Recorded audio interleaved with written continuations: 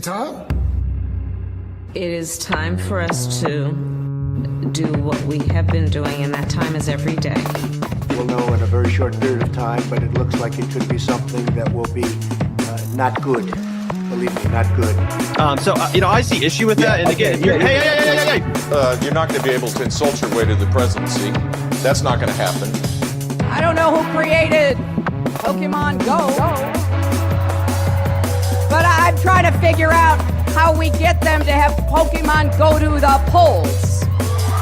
I'm Ted Cruz, and my pronoun is kiss my ass.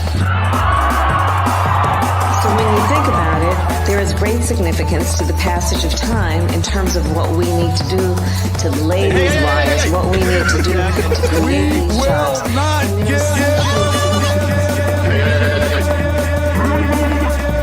America is a nation that can be defined in a single word. I was going to put him Not good. Believe me, not good.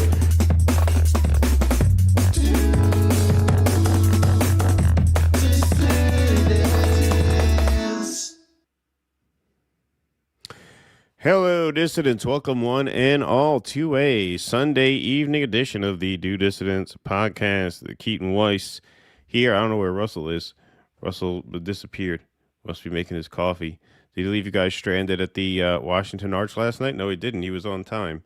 In fact, we had a bunch of you guys at the Washington Arch last night for Russell's tour. There he is. There he is. Russell Dobular, of course. Go ahead. Had some coffee maker issues. Oh, yeah? Oh, yeah. Yeah, I made some tea for tonight. I got some mint green tea with honey. Oh, yeah? You don't usually have a beverage, do you? I have water, usually. Yeah, water. But you don't usually have like a thing like tea. No. Coffee. No, but I had some time tonight. It was a yin and a yang kind of night because I had some extra time. So I had 2 minutes to brew some tea. Yeah, I didn't have time to boil the water. I just put it in the microwave. So I have microwaved tea. It's probably it's not even hot. Carcinogenic water now. Probably in the microwave. Yeah, probably defeats the purpose. Oh yeah, I hear. No, but they just released a study on the mRNA vaccines. So it cures cancer. Vax. Yeah, the vax, you're good. Yeah, it cures cancer. Did you hear that? Fucking nuke everything. Talk about a plot twist, huh? Put your kids in that microwave. Just give them the vax. Yeah, they're good. Yeah, that was quite the plot twist, huh? Yeah. Who saw that one coming? Never saw that coming. No, I didn't have that on my bingo card this year, for sure. It's a year full of surprises. A year full of surprises that is coming to a close. It is the end of October already. We just had Russell's walking tour last night, so many of you guys were there. Yes. Michael Castillo was there. He's already super chatted us a little bit. Russ, the tour was amazing. Well done, kind sir. I also appreciate your humility and taking the time to speak with me. Thank you. Yes, Michael came a long way for that tour. Came a long way, man. I wish I had time to go out, but we have our main show on Sundays, so I had to get home. Yeah, Saturday night is not what it used to be. No. It was weird for me to even be in the Village on a Friday night like that. Like I'm never there on a weekend. Mm-hmm. Although I will say, and I mentioned this on the tour, man, if you work these kinds of like very economically sensitive jobs like tour guiding or driving a carriage like I used to, you could always see when there was a recession, like months before they're willing to admit there's a recession. There's a recession, man. It's Halloween time.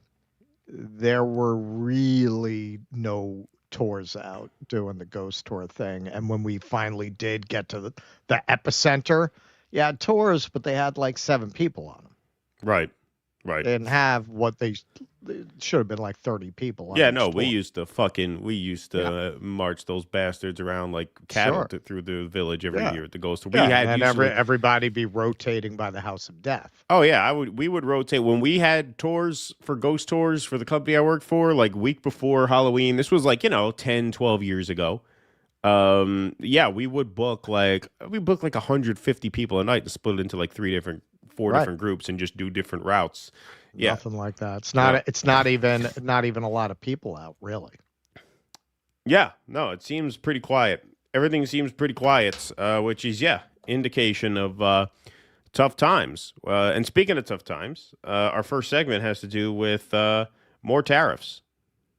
Mo tariffs. So, Doug Ford out in Ontario. This is not the government of Canada. This is a territory. This would be like one of our states releasing an ad. So Ontario's new advertising campaign in the U.S. has launched. Using every tool we have, we'll never stop making the case against American tariffs on Canada. The way to prosperity is by working together. So this is the ad that they put out using some clips from a speech that Reagan gave. When someone says, let's impose tariffs on foreign imports, it looks like they're doing the patriotic thing by protecting American products and jobs. And sometimes for a short while it works, but only for a short time. But over the long run, such trade barriers hurt every American worker and consumer. High tariffs inevitably lead to retaliation by foreign countries and the triggering of fierce trade wars. Then the worst happens. Markets shrink and collapse, businesses and industries shut down, and millions of people lose their jobs. Throughout the world, there's a growing realization that the way to prosperity for all nations is rejecting protectionist legislation and promoting fair and free competition. America's jobs and growth are at stake. Oh, burn. Okay, so I just want to point out something real quickly. Now, and you can go back and look at the tape. The internet is forever. When Elon took over X, we were definitely amongst those who were like, hey, man, it's better than it was. And we've, even as it's continued to get worse and worse from its initial promise of being a free speech platform, we've kind of maintained that at this point, I don't know if you can make a case anymore that X is better than what it replaced. And I'm going to give you an example. This is not cherry picked. You can go look for yourself at the comments under the Doug Ford post. This is a very typical sample. This is the most regarded thing you have ever done. Maybe part of your strategy should be to stop antagonizing the U.S. administration. No tariffs as the 51st state. Now, do you believe that this represents public opinion of Canadians? I can show you that it doesn't. This is Ipsos from February. Negative participation, perception of the U.S. 68% of Canadians thought less of the U.S. due to Trump's tariff threats. Boycotting U.S. goods. 2/3 of Canadians said they would avoid buying U.S.-made products. Negative perception of Trump. In March, a subsequent Ipsos poll found 79% of Canadians held an unfavorable view of Trump due to the tariff war. Mistrust of trade deals. This is from August 2025. 80% of Canadians were skeptical that Trump would honor a new trade agreement with Canada. And this is the same. I looked at multiple polls. I just picked one. They all pretty much track this way. They pretty much all have these numbers, which is just common sense. We all know that tourism to the U.S. from Canada has totally collapsed. We know there's been a pretty wide-ranging and effective boycott of American goods in Canada. So this is bizarro world. This has nothing to do with reality. At this point, I would argue that Dorsey's Twitter did not go nearly this far in curating reality as what Elon's X has become, particularly noticeably over the last month or two. I think you could make the case it's actually worse now than what Dorsey's Twitter was. Well, I don't think Dorsey's name is in those flight logs. I think that's that's key. That's key. Yeah. Netanyahu sat down with his influencers, said, Elon's a friend. We're going to talk to him. Boom, boom, instantly. Within a week, your feed is full of the most deranged Zionists you could think of that you don't follow. Just one after the other, after the other, after the other. If I didn't do this, like some people have said to me, they're blocking all of them. I can't because of what I do. But it's making the platform almost useless. Like it really is. Like you got to very specifically look for what you're looking for. And even that, you can tell it's being suppressed. It's really awful now. So this is from our illustrious president. He did not take very kindly to that ad. The Ronald Reagan Foundation has just announced that Canada has fraudulently used an advertisement which is fake, featuring Ronald Reagan speaking negatively about tariffs. The ad was for $75 million. They only did this to interfere with the decision of the U.S. Supreme Court and other courts. Yeah, no, that's exactly how it is. They're playing 4D chess over there. Yeah, Clarence Thomas is going to give a fuck. He's going to see that. He's going to change his mind. Yeah. Tariffs are very important to the national security and economy of the USA. Based on their egregious behavior, all trade negotiations with Canada are hereby terminated. Thank you for your attention to this matter, President DJT. So this is from Alex Cole, quote tweeted it. Just to be clear, he's canceling major trade talks over an ad that a provincial government ran, not even the government of Canada. Yes, Republicans, your God is that stupid. Yes, he is. Here he is on the tarmac being asked about this. I don't know. They cheated on a commercial. Ronald Reagan loved tariffs, and they said he didn't. And I guess it was AI or something. They cheated badly. Canada got caught cheating on a commercial. Can you believe it? Yeah, they got caught cheating. Okay, so you can only imagine the quality of person who would be appointed to the Ronald Reagan Presidential Foundation and Institute. But these rocket scientists put this statement out. They have learned that the government of Ontario, Canada, created an ad campaign using selective audio and video of President Ronald Reagan delivering his radio address to the nation on free and fair trade, dated April 25th, 1987. The ad misrepresents the presidential radio address, and the government of Ontario did not seek nor receive permission to use and edit the remarks. The Ronald Reagan Presidential Foundation and Institute is reviewing its legal options in this matter. We encourage you to watch Ronald Reagan's unedited video on our YouTube channel. Well, we're going to watch it on our YouTube channel. You all can go fuck yourselves. So this kind of tracks with what we've been saying about Twitter versus X. At this point, and again, you could go back and look at the tape, we were quite vocal in speaking out against cancel culture. We gave a lot of coverage to the Twitter files, knocked down people who were claiming it was a nothing burger. Certainly it was a something burger and very valuable reporting, all that. I think I don't even think it's like a debate that at this point the Republicans are much, much worse in regards to their absolute hatred for any kind of freedom of speech. Much, much worse than cancel culture at its height. Look at this. Their answer to everything is we're going to litigate, we're going to sue, we're going to look for legal options. That is batshit. That is a public speech that Ronald Reagan, the president of the United States, gave on TV. They have absolutely no proprietary ownership or interest in that speech.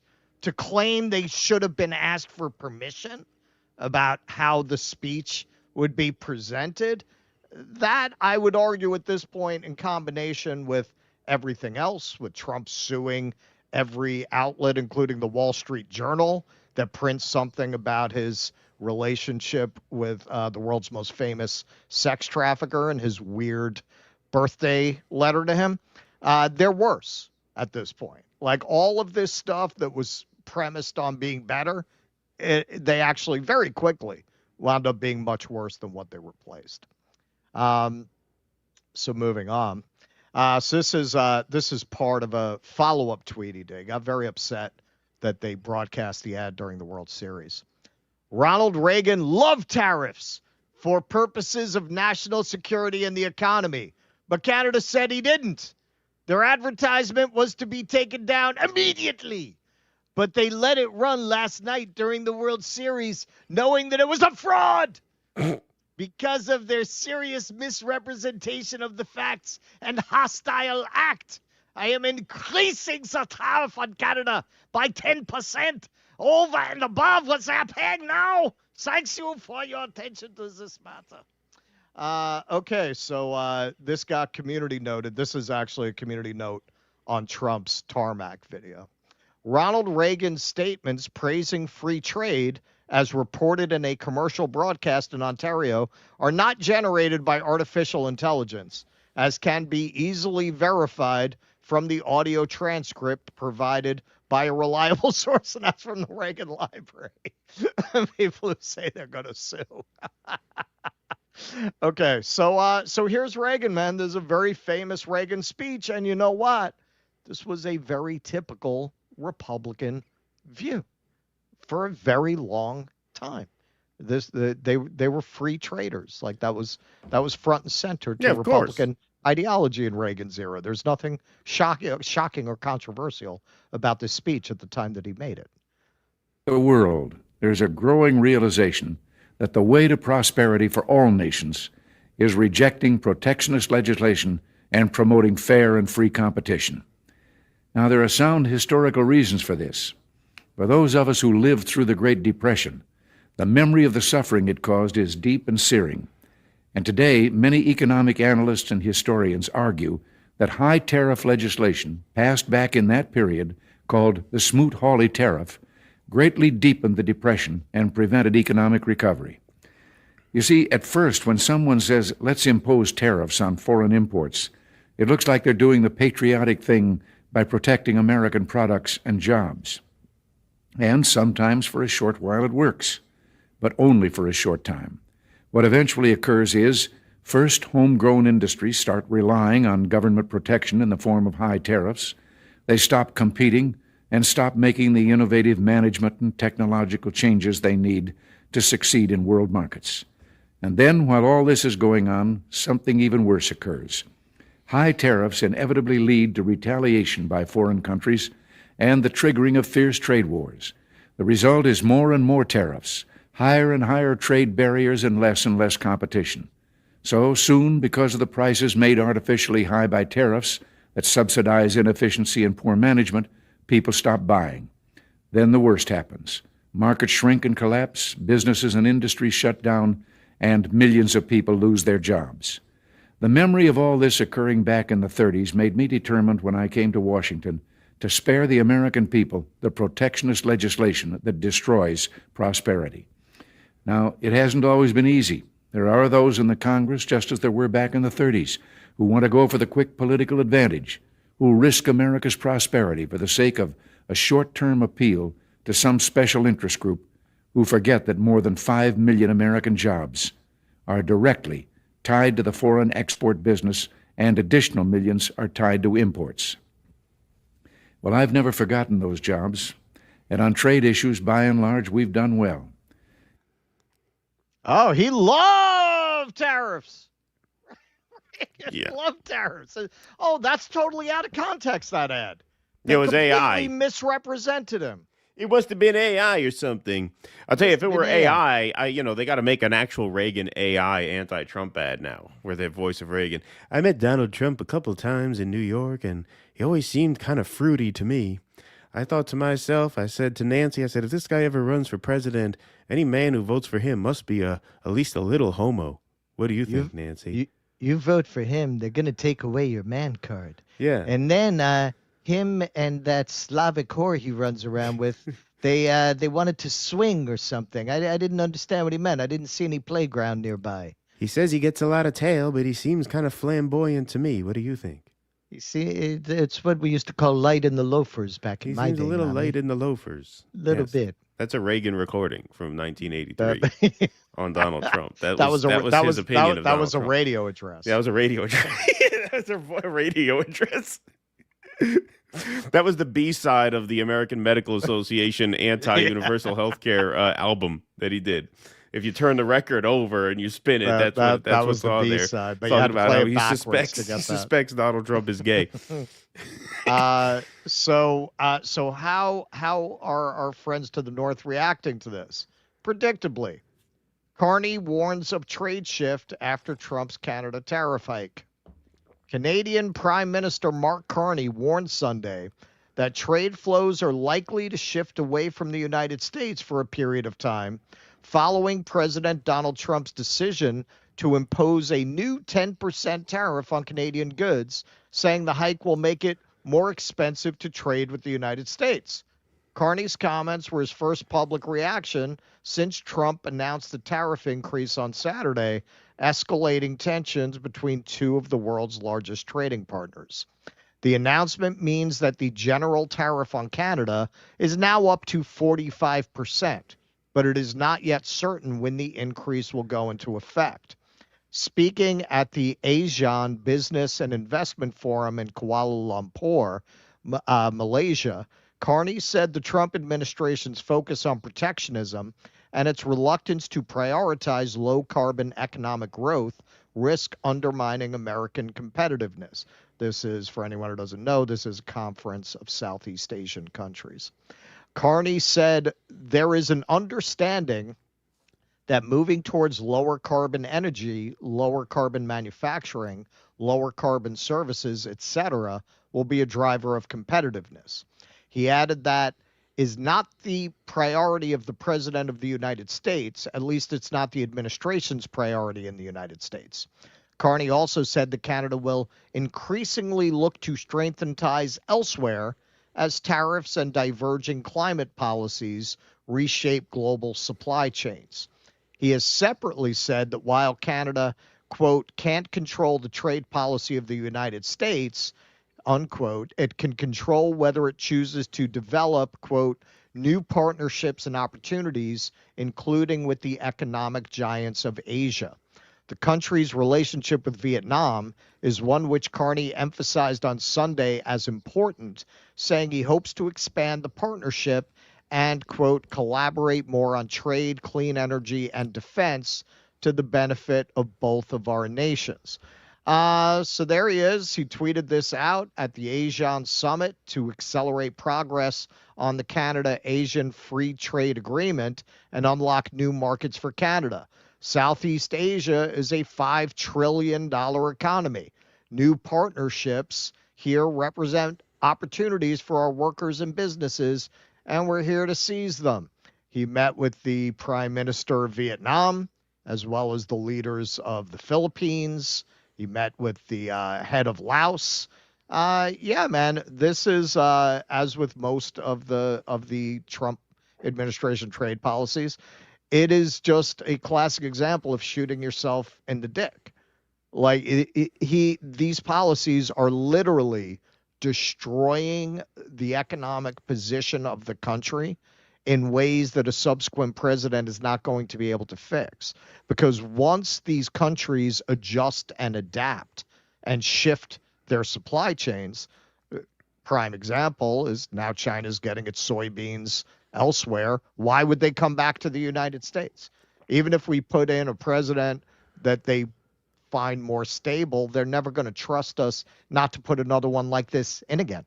Once they've made the adjustment, why would they go back?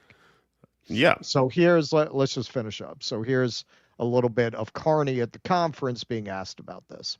As I emphasized the other day, the government of Canada stands ready to build on the progress that we had been making in our negotiations, our discussions with our American counterparts.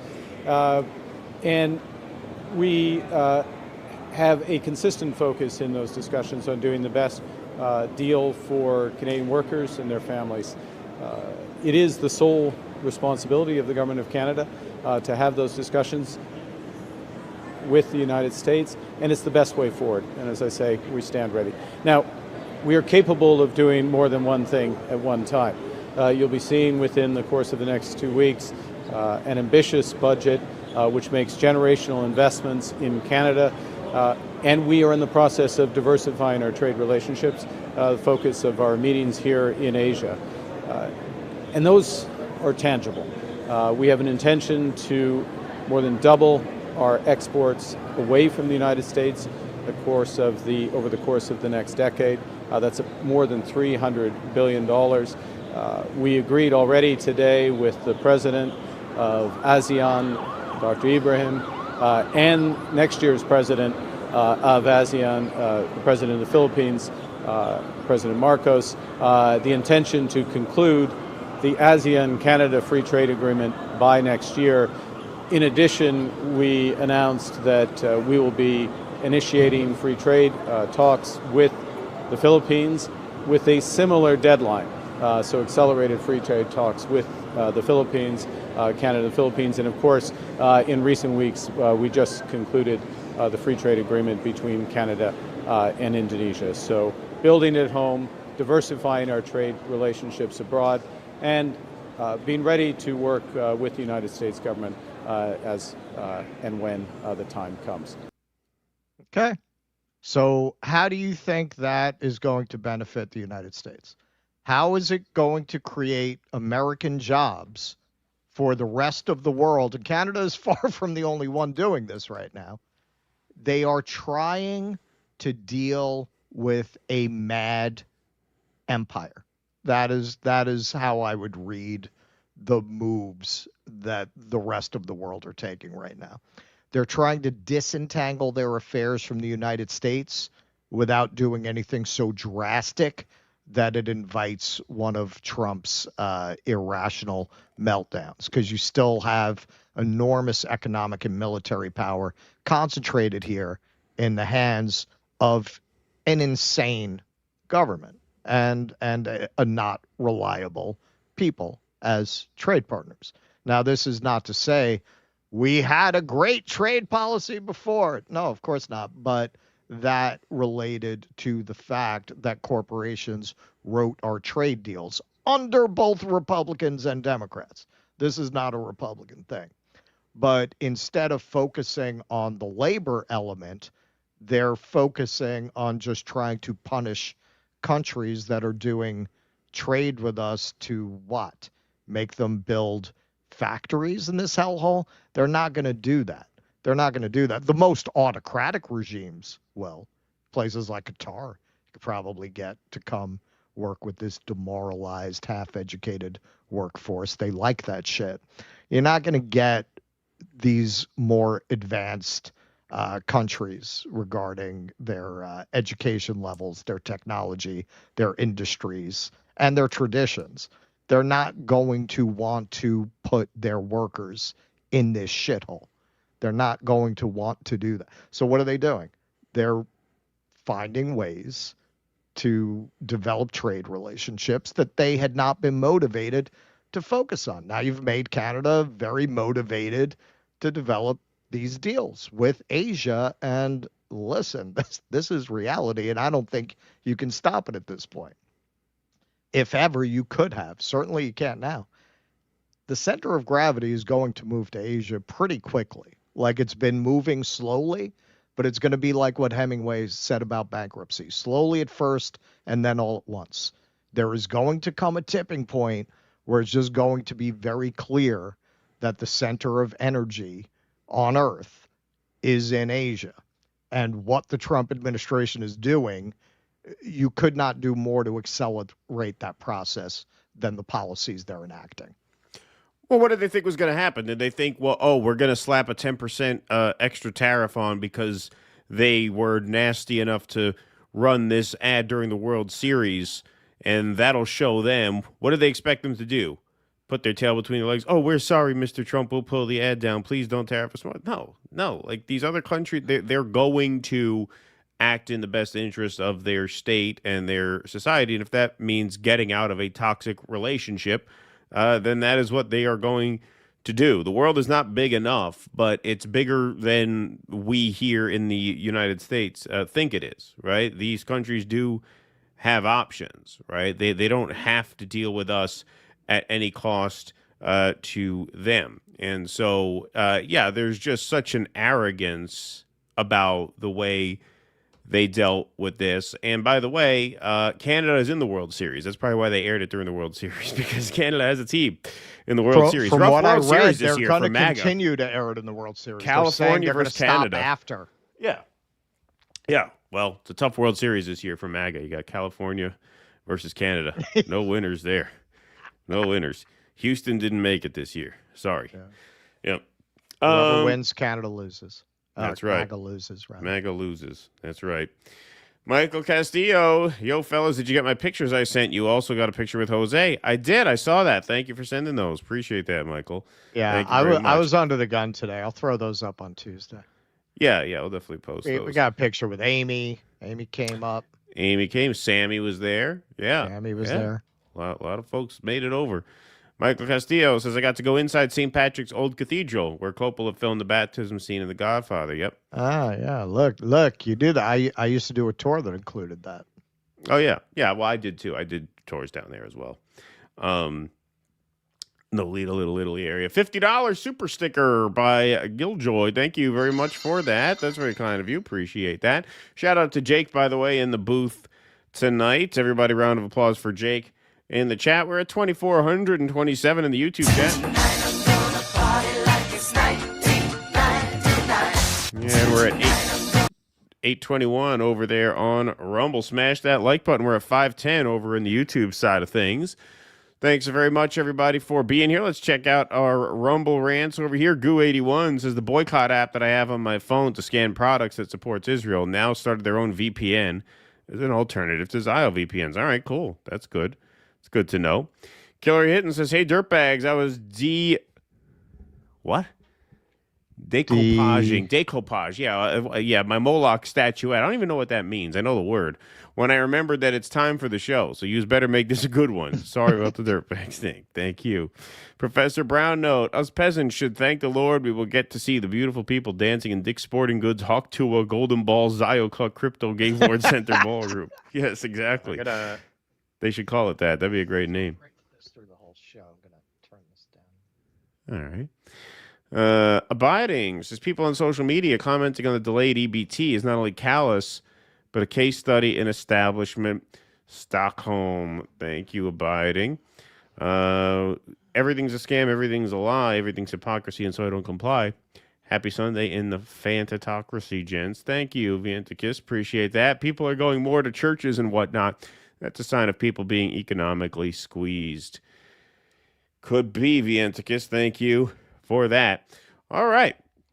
Once again, folks, please do smash that like button, smash that subscribe button over on YouTube, and that follow button over on Rumble. Plenty more to go this evening. All right, folks, here's a look into the future at Zohran Mamdani's New York City, out in Staten Island, the bread lines. Oh, wait a minute. That's not what that is. I'm sorry. These are massive lines for free food as federal workers go unpaid during U.S. shutdowns. Funny, I thought this only happened under communism, but now more bread lines under Donald Trump. The video shows the situation in Landover, Maryland. Organizers of the food distribution say they were overwhelmed by the turnout. According to CNN, about 1.4 million federal employees in the U.S. are now either on unpaid leave or still working without pay because Congress has yet to reach a budget agreement. This is what I voted for. With no paychecks coming in, many federal workers have been forced to turn to charities for free food packages. Here they are. There's the food line in Maryland. This is in Venezuela? Yeah, no, this is Venezuela. This is inside the Beltway, Landover, Maryland. That's right. That's right. Not Venezuela. Not Mamdani's New York City. No, that's Landover, Maryland. And just so everybody knows, the USDA says it can't use emergency funds for food stamps. So it looks like if the shutdown goes on much longer, about 40 million people are going to be without food stamps. The SNAP freeze could kick in as an increasing number of Americans are going hungry and relying on food banks as the economy... I fucked up the order there. The Agricultural Department says it can't use contingency funds to pay for food stamps during the government shutdown, and that states won't be reimbursed if they cover the expenses on their own, according to a new memo obtained by Axios. Starting next month, about 42 million low-income people won't get supplemental nutrition assistance program benefits if Congress doesn't agree to a deal to fund and reopen government. Now in its 24th day, the shutdown threatens to take a real toll, not just on federal workers who are going without paychecks, but also many of the nation's neediest citizens. The SNAP freeze could kick in as an increasing number of Americans are going hungry and relying on food banks as the economy cools. Senate Democrats essentially shut down the government, demanding that the Republicans who control Congress extend Affordable Care Act subsidies. Without the subsidies, health care costs could soar for 22 million Americans on ACA plans. Now the shutdown could pit the needs of those 22 million ACA enrollees against those of the 42 million who could go without food assistance starting on November 1st. The SNAP program has contingency funds that could cover about 2/3 of the shortfall, according to Democrats and liberal-leaning groups who called Friday morning on the administration to tap it. House Democrats accused USDA of avoiding accountability and ignoring its own shutdown funding plan, which was struck from its own website that indicated emergency funds could be used. Now, USDA says there's less money in the fund, and in its one-page memo issued Friday, says it's only for true emergencies like hurricanes, tornadoes, and floods that can come on quickly and without notice. For example, Hurricane Melissa is currently swirling in the Caribbean and could reach Florida, the memo says. Having funds readily available allows the USDA to mobilize quickly in the days and weeks following a disaster. There is no provision or allowance under current law for states to cover the cost of benefits and be reimbursed, the memo also warns. Friday's guidance from the Agriculture Department is the latest salvo in a string of memos and legal opinions designed to pressure Democrats into approving a clean CR, continuing resolution, or to fund the government. So basically what you have here is kind of a Sophie's choice where you could either open the government and basically give up on extending the ACA subsidies, which fucks 22 million people out of their health care, or you can keep the government closed and fuck 40 million people out of food stamps. That is basically the situation that we're in right now. And on top of food stamps running out, you would, what would you know? Inflation, by the way, in September was at 3%, which is the high point since when? January, when Donald Trump took over, which means inflation now just as bad as it was under Joe Biden. Wouldn't you know that? So here is Scott Bessent answering for this. Yeah, exactly. Kristen Welker starts grilling him about grocery prices. You about something here back at home. Inflation. We learned this week that inflation in September ticked back up to 3%. That's the highest level since January. I want you to take a listen to something that President-elect Trump told me back in December. Take a look. I started using the word, the groceries, when you buy apples, when you buy bacon, when you buy eggs, they would double and triple the price over a short period of time. And I won an election based on that. We're going to bring those prices way down. Mr. Secretary, coffee prices are up 19% from a year ago. Beef is up almost 15%, and bacon up almost 6%, just to name a few. So when are all grocery prices going to come down, as President Trump promised? Well, Kristen, we're in the process of robbing Argentina blind. Yeah, right. Yeah, exactly. That's the overall framework. Come down, as President Trump promised. Well, Kristen, it's unfortunate. As much as I like you, you like to cherry pick. So, when we came in... No, sir, I didn't say cherries. The price of cherries has remained steady. I mean, I said coffee, beef, and was the other one? Bacon, of course, bacon. It was eggflation. Egg prices are down, gasoline prices are down. Overall, the inflation since President Trump has come in, has come down.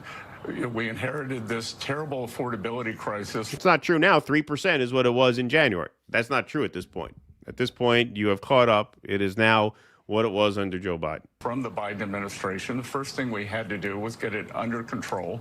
And this month's inflation number was actually below the consensus number. If we look at core inflation, it was 0.2%, which was the lowest it's been in a long time. Rents are coming down. So, Kristen, you don't get to cherry pick. Inflation is a composite number, and I am confident that in the coming months, inflation is going to come down. Just to be very clear, though, CPI has been higher in the past 3 months than it was in the first 5 months of the year. If President Trump's economic... That's a consumer price index. So, of course, rents, I noticed, have started coming down a little bit. Housing prices have started dropping a little bit. You know why? Because no one has any fucking money. That's why.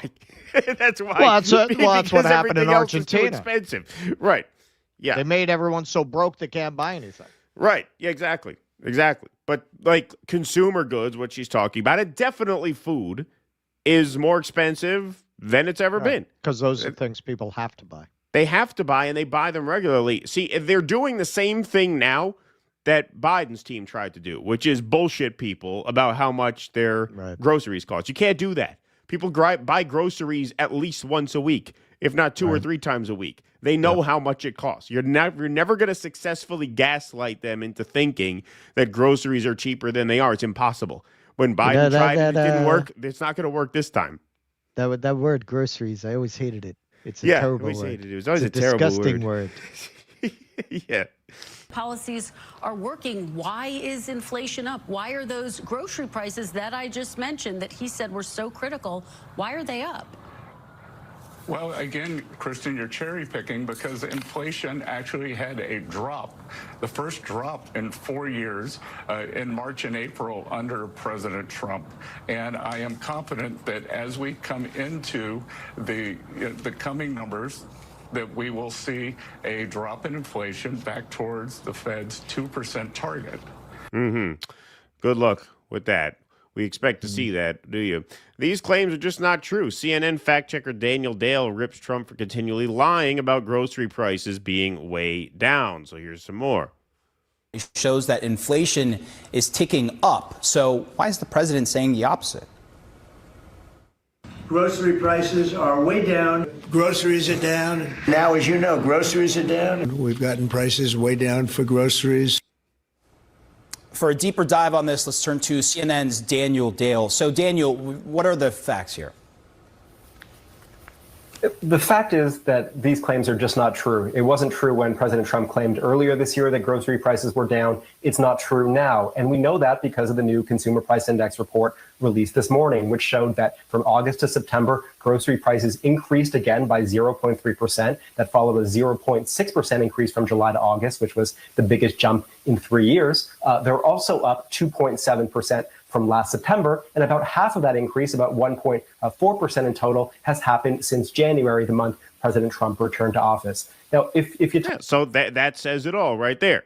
That's it. If you look at what he just said right there, that tells you everything you need to know about inflation and groceries. If you talk to food economists, as I did, they'll tell you that there are all sorts of reasons why grocery prices might bounce around unrelated to who the president is. But they'll also tell you that it very much appears that 2 of this president's signature policies, specifically a crackdown on undocumented immigrants who make up a large percentage of the farm workforce, and significant tariffs on imported goods, have at least contributed to the increases that Americans are seeing in the grocery aisle. And do you think so? Yeah.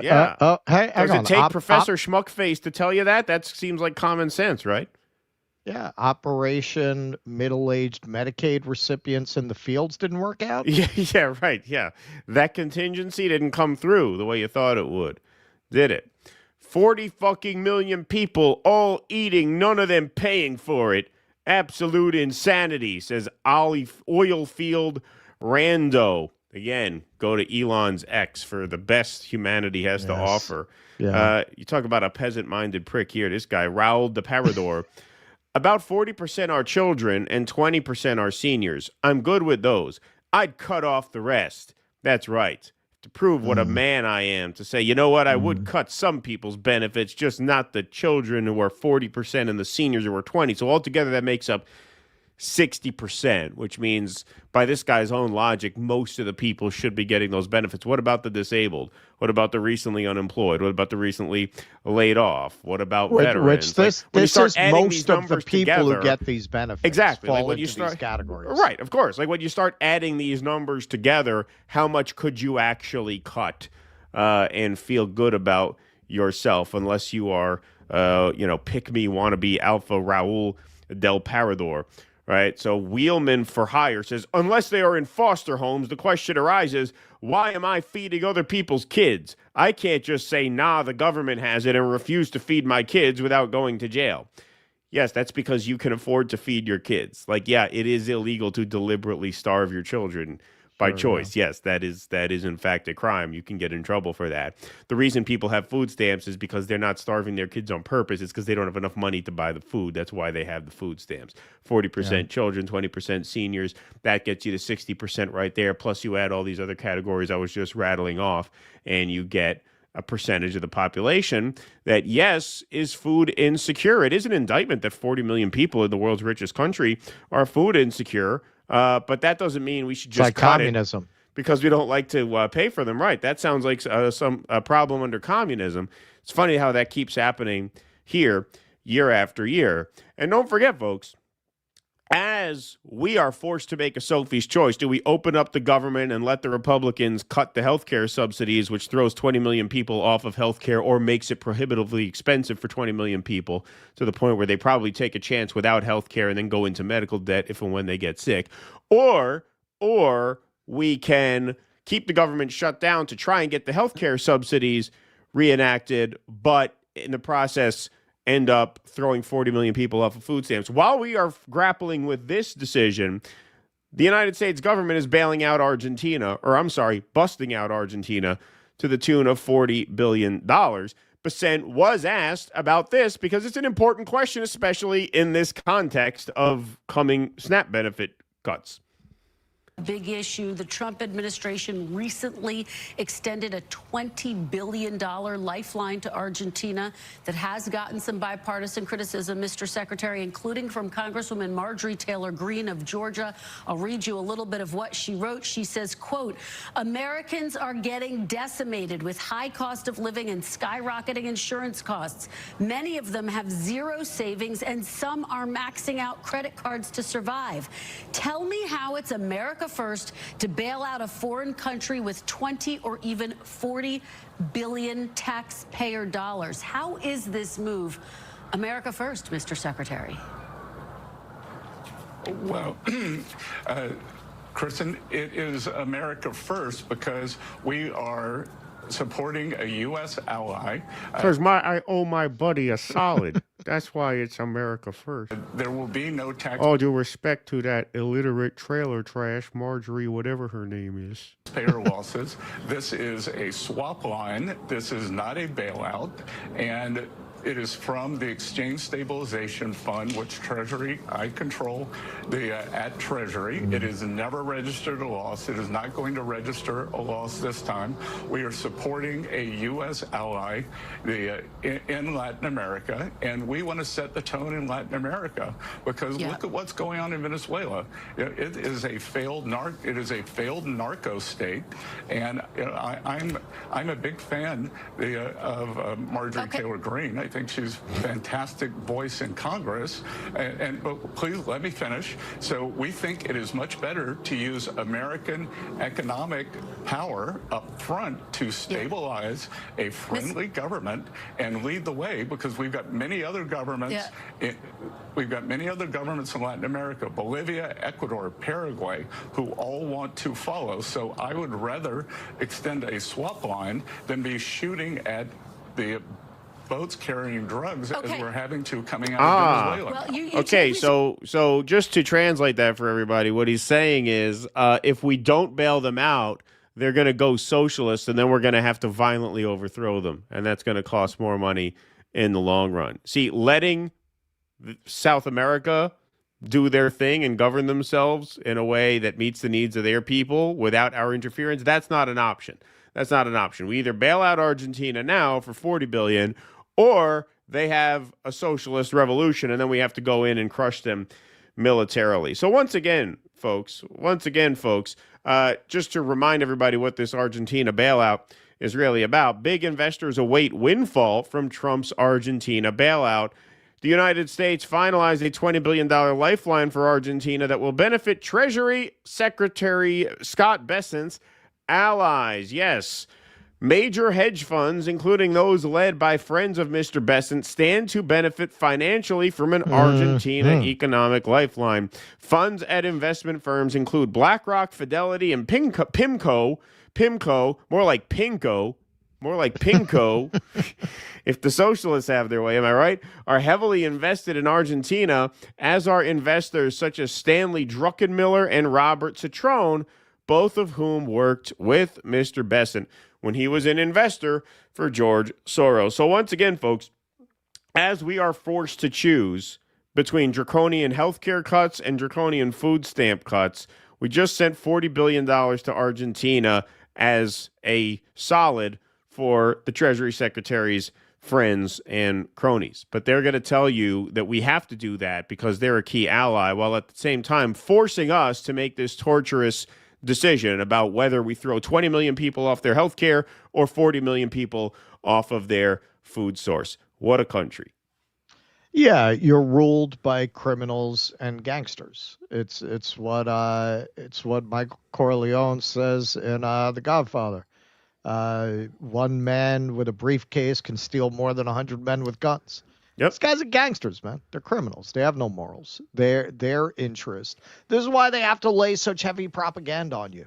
Right. This is why they have to get a guy like Elon to buy X and program chuds day and night to believe that somehow this benefits them, throwing 40 million people off food benefits, and that somehow it signals manhood to be good with that. They have to keep you like that, because if you're not like that, you're going to come for them.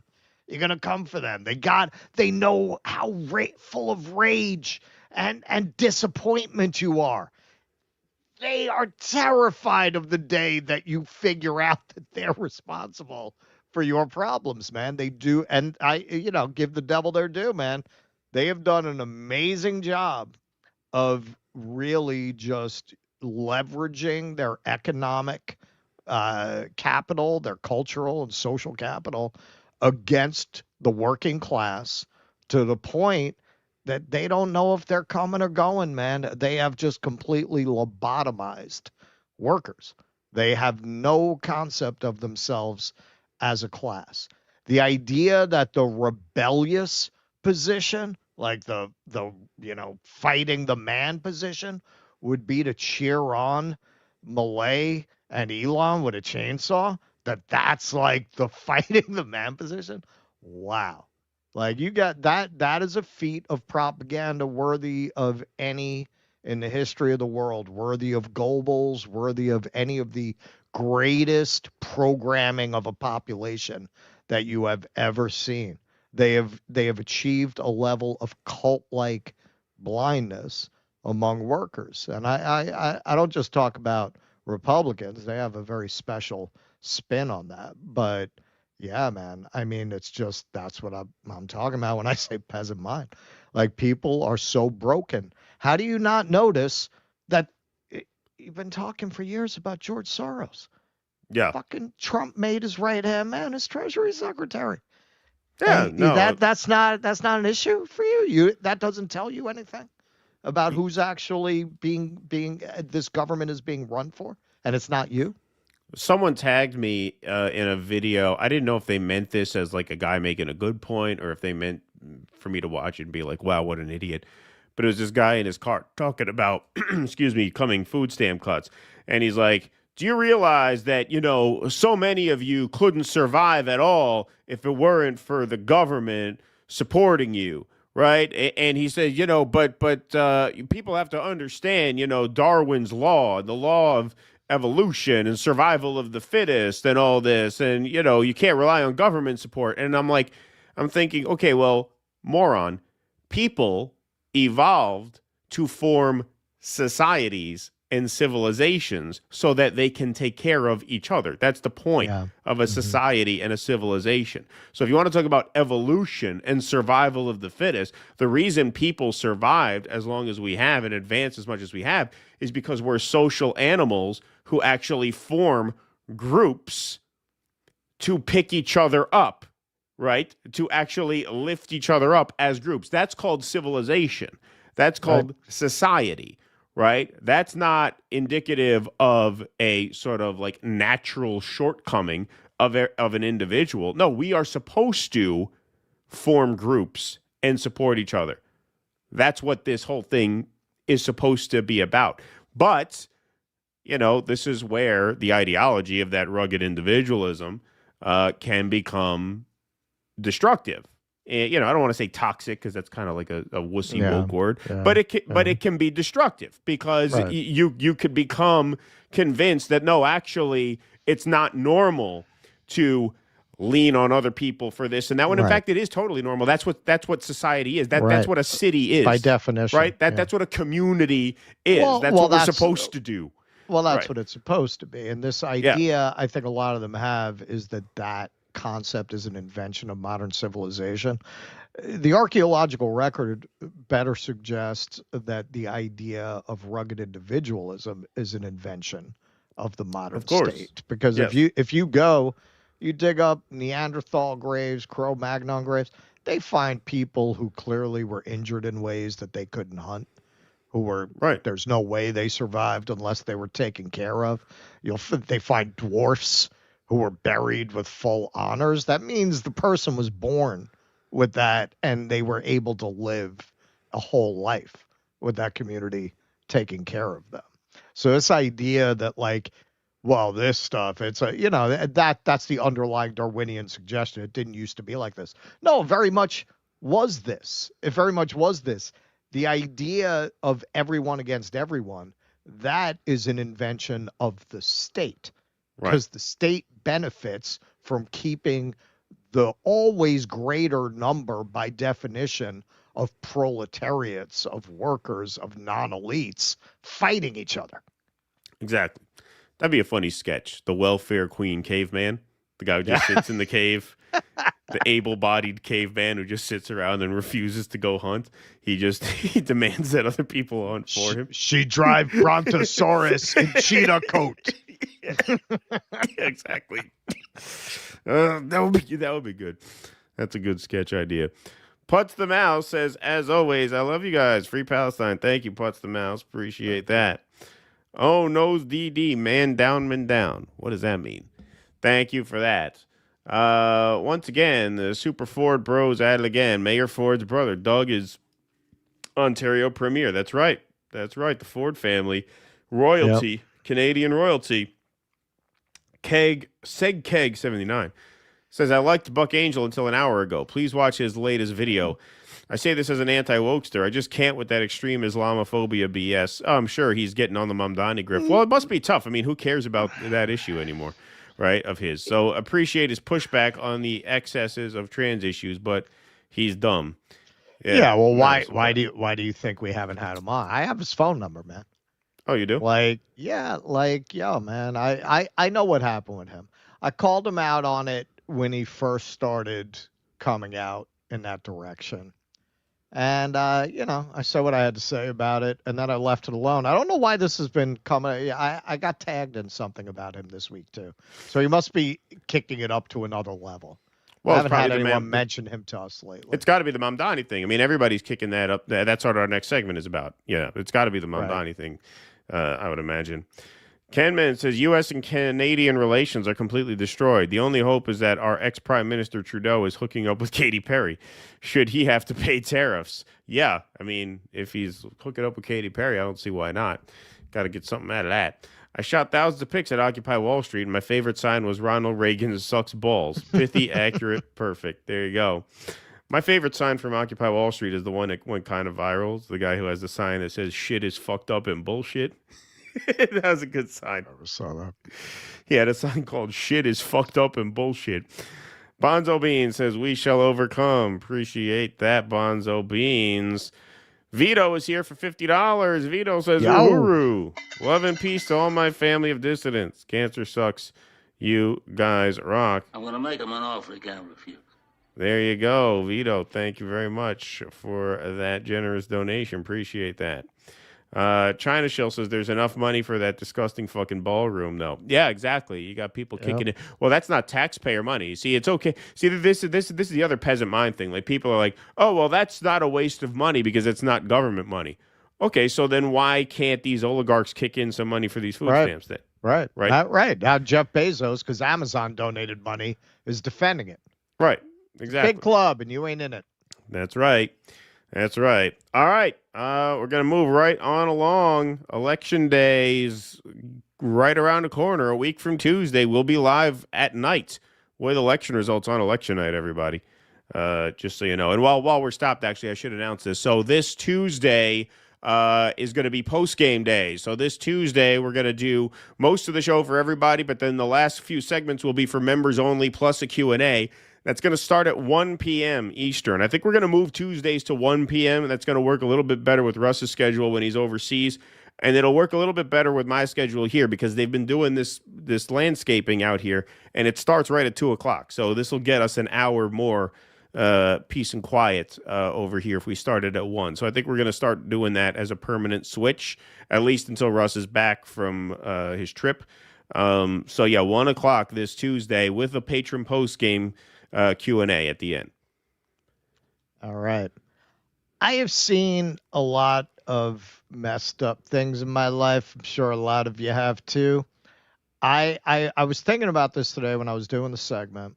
I don't think I'm being hyperbolic when I say I don't think I have ever seen such an openly racist campaign against a candidate as what is going on with Mamdani. I've never seen it. That's why when we covered the debate footage and this very, very uncomfortable 5 minutes where they were all, the moderator, Cuomo, Sliwa, were all going after him basically for being a Muslim. I said it was like watching a debate in the 70s where I start asking a black guy about his history. Is he a criminal? Like that. That's what this feels like, where it would be acceptable. Right. In the cultural moment. Like the idea that this is not career ending for everyone who's doing it. It's a strange thing to be witnessing, and as a New Yorker to be in the middle of. So of course you have that infamous Larry Elder cartoon that was dropped.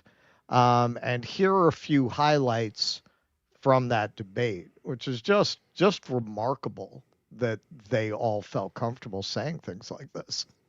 Some Jewish New Yorkers continue to say that your comments on Israel and the war in Gaza leave them feeling unsafe and concerned about their future in our city. And there is no doubt that there's two sides on what's going on, and the passions are very high. That doesn't justify anti-Semitic behavior in New York. It doesn't justify having a Jewish population that feels unprotected in New York.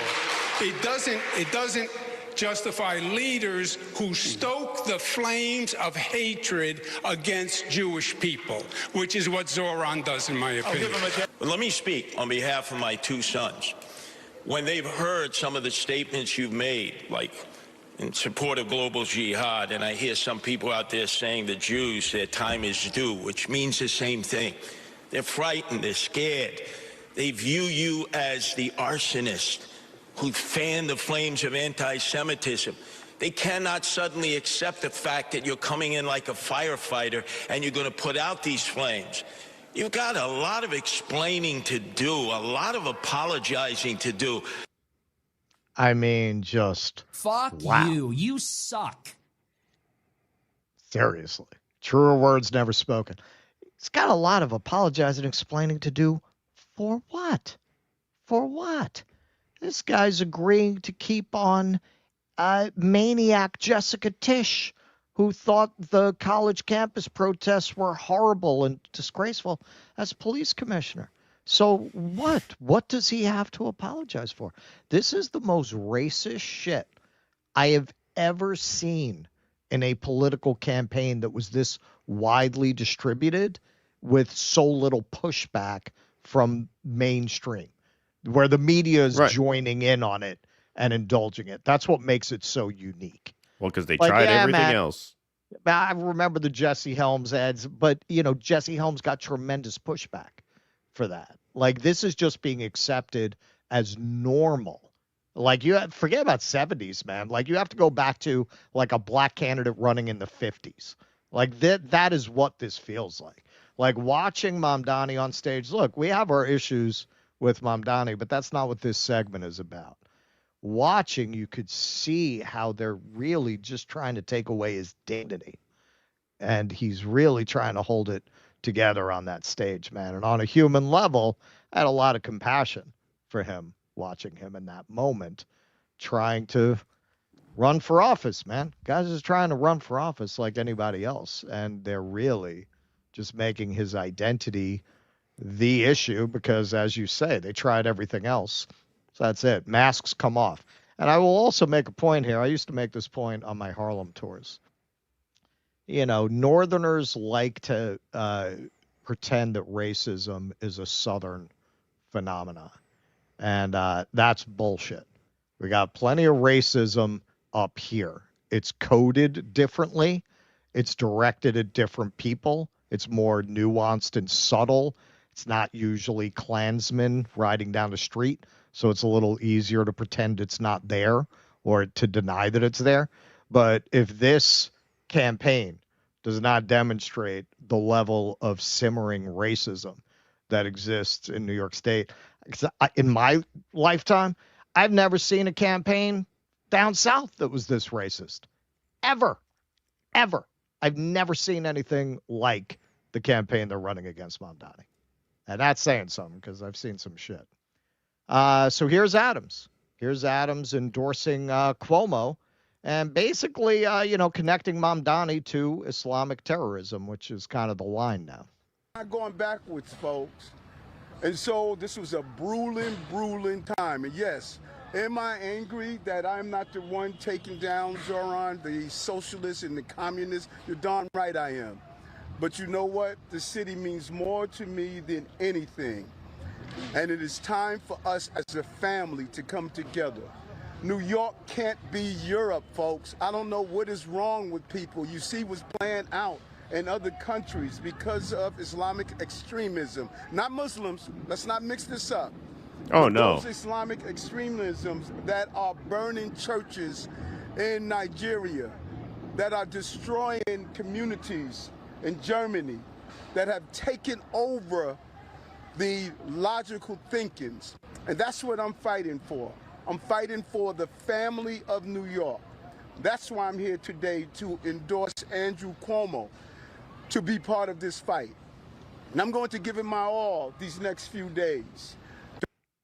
All right, so a couple things here. One, this man is an excellent example of why the idea of casting the struggle for the better angels of society as a fight between evil white men and everyone else who's good is absurd. This guy, who I'm sure is well aware of the legacy of this kind of language being used against black people, is perfectly willing to use it against somebody else. That you cannot evaluate people's morality based on their identity, because very often a guy like Eric Adams is perfectly happy to collaborate with racists and to fan the flames of that kind of racism as long as it's not being directed at him. Now, he seems to be suggesting there are good and bad Muslims, right? And the bad Muslims are the extremists. Okay, well, how much more secular do you want them to be? How much less extremist Muslim could they be?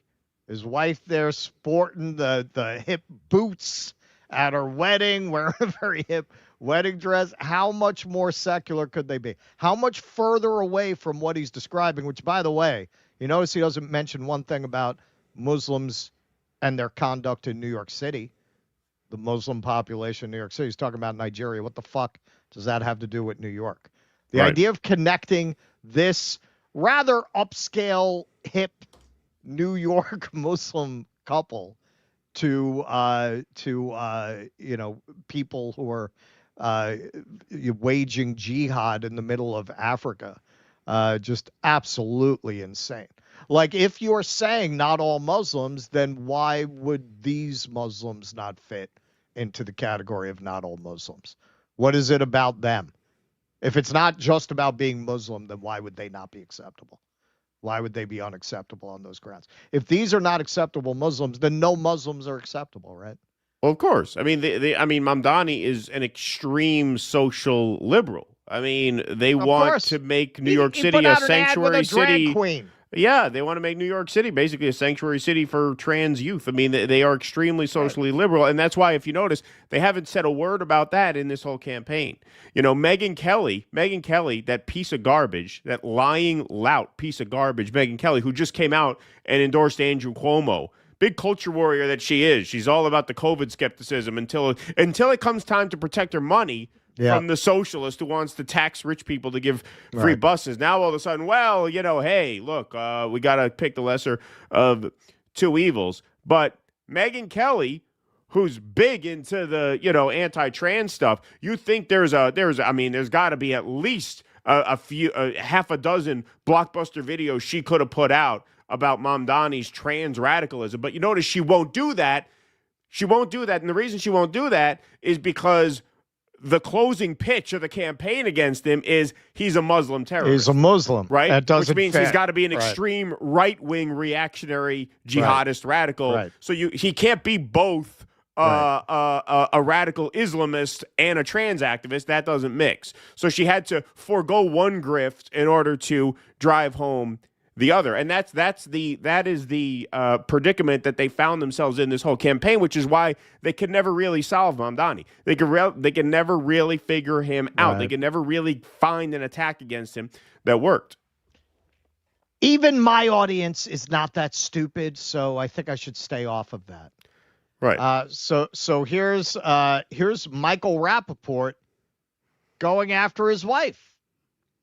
Bullshit artist. Smiley, angry, mean motherfucker.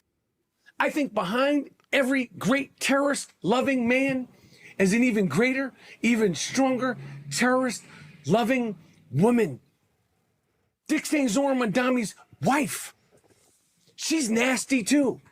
We have to take this guy down by any means necessary. First, Kung Fu Curtis Lee, drop the fuck out. Don't embarrass yourself. All right. So for one thing, they've been making a lot of rhetoric that incites violence. So I don't know exactly what take them out by any means possible means, but I promise you, if a Democrat said that about a Republican, Trump would be truthing about it. He'd be talking about it at a press conference. Oh, you'd have the feds at your door asking questions. You'd have the feds at your door. Besides that, listen, you are not getting near a woman that fine without paying for it, and I don't think the City Slickers franchise is paying those kind of residuals at this point, Michael. You should be so lucky as to get anywhere near a woman like that. There are ovarian cysts that look like Michael Rappaport, but he'll never get as close as that. But he'll never get. Now, Adams is also suggesting that Muslims worldwide should be held accountable for the actions of some Muslims. That because some Muslims have committed acts of terrible violence, Mamdani somehow needs to be stopped because of that.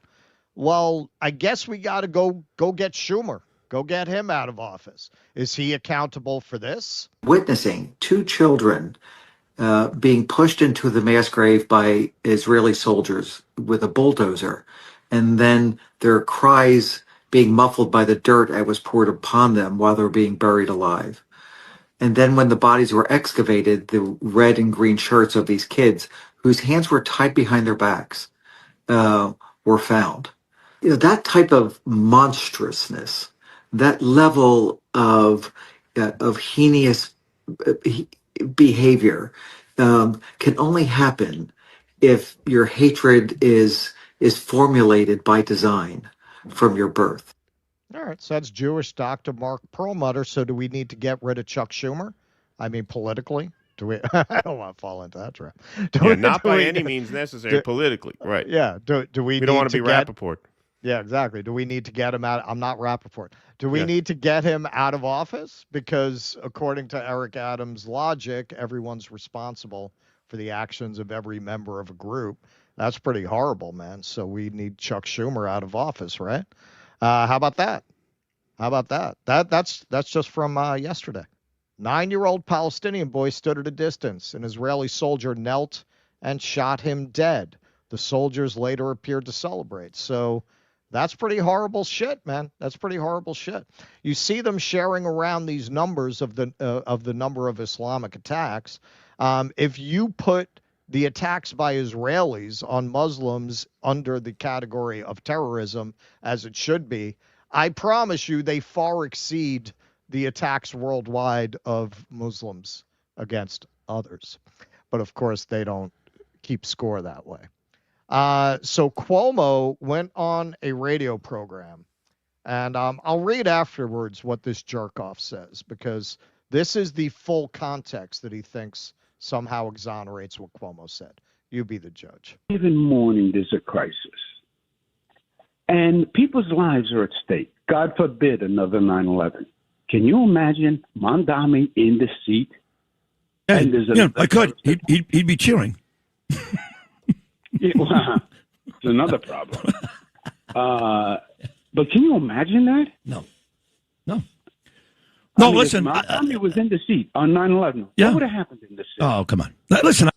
What happened when Rudy Giuliani was in the seat on 9/11? A building that was not hit by a plane fell down. The same building that had the command and control center inside the World Trade Center, which Giuliani insisted he was it stay there. advised not to do. Right, which Giuliani was advised not to put it there.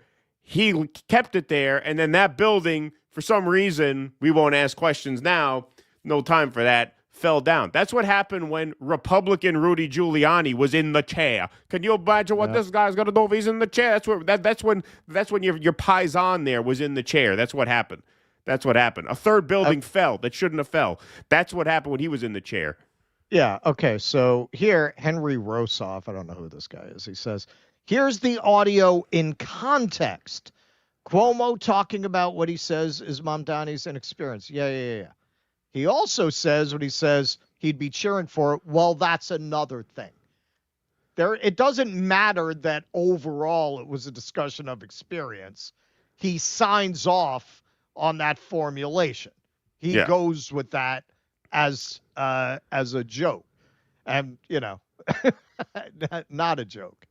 Okay, so Mamdani gave I must say, a very moving speech about his experience as a Muslim.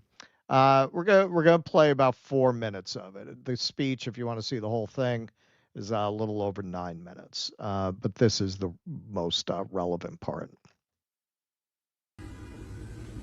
Yesterday, Andrew Cuomo laughed and agreed when a radio host said that I would cheer another 9/11. Yesterday, Eric Adams said that we can't let our city become Europe. He compared me to violent extremists. And he lied again and again when he said that our movement seeks to burn churches and destroy communities. The day before that, Curtis Sliwa slandered me from the debate stage when he claimed that I support global jihad.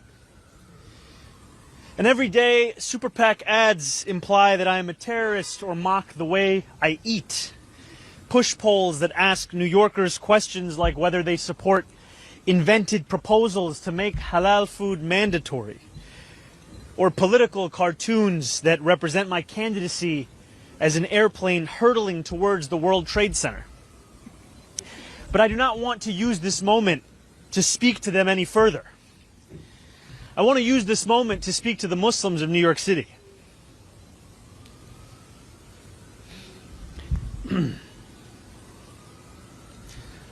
I want to speak to the memory of my aunt,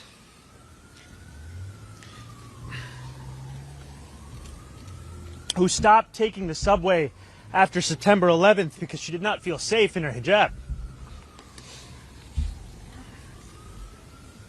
I want to speak to the Muslim who works for our city, whether they teach in our schools or walk the beat for the NYPD. New Yorkers who all make daily sacrifices for the city they call home, only to see their leaders spit in their face.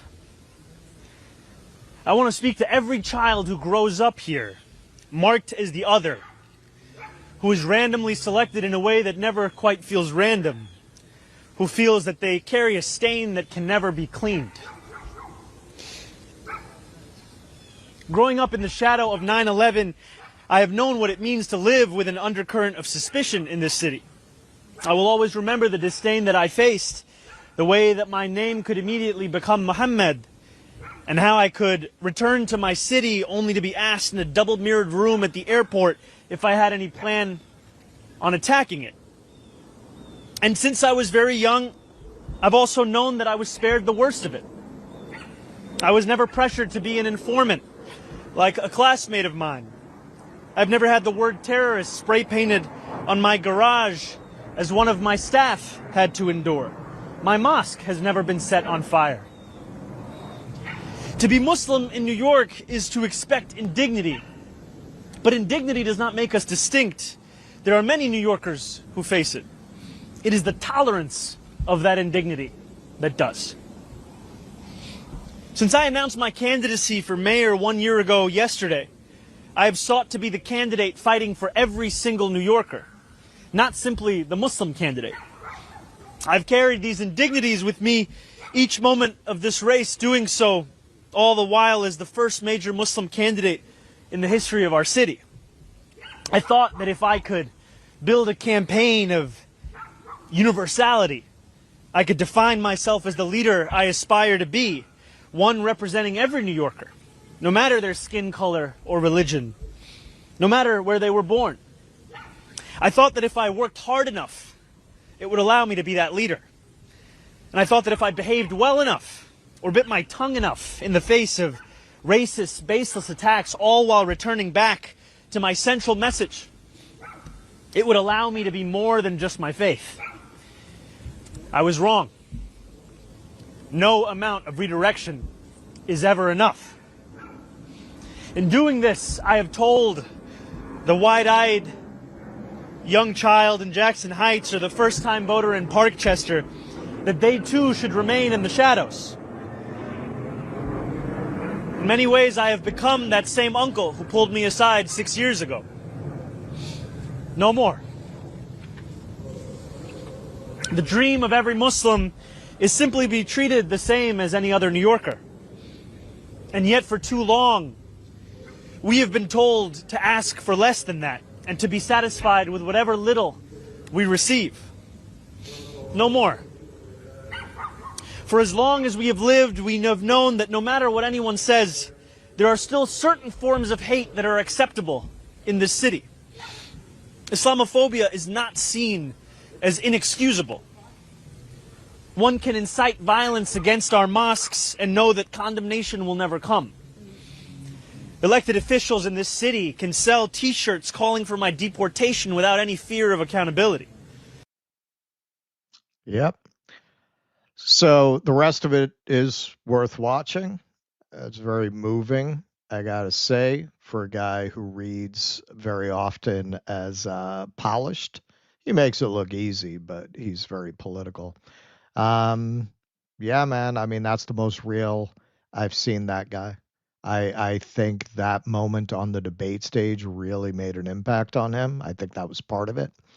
And I think what he's saying there is true. I think he felt kind of bad that by refusing to address this or by trying to pretend that this was not part of his political identity. He was sending a message to other Muslims that can't be part of your identity if you're running. And, he says he's referencing it at the beginning of the speech. He talks about an uncle who told him that he could say he's not a Muslim when he said he was going to run. He doesn't have to run as a Muslim. So yeah, and hey, as a native New Yorker, that's certainly another perspective on the post 9/11 world. And needless to say, the vast majority of Muslims did not approve of that action. At the time that happened, I worked with Muslims. I was with Muslims pretty much every night. I was driving a horse and carriage back then.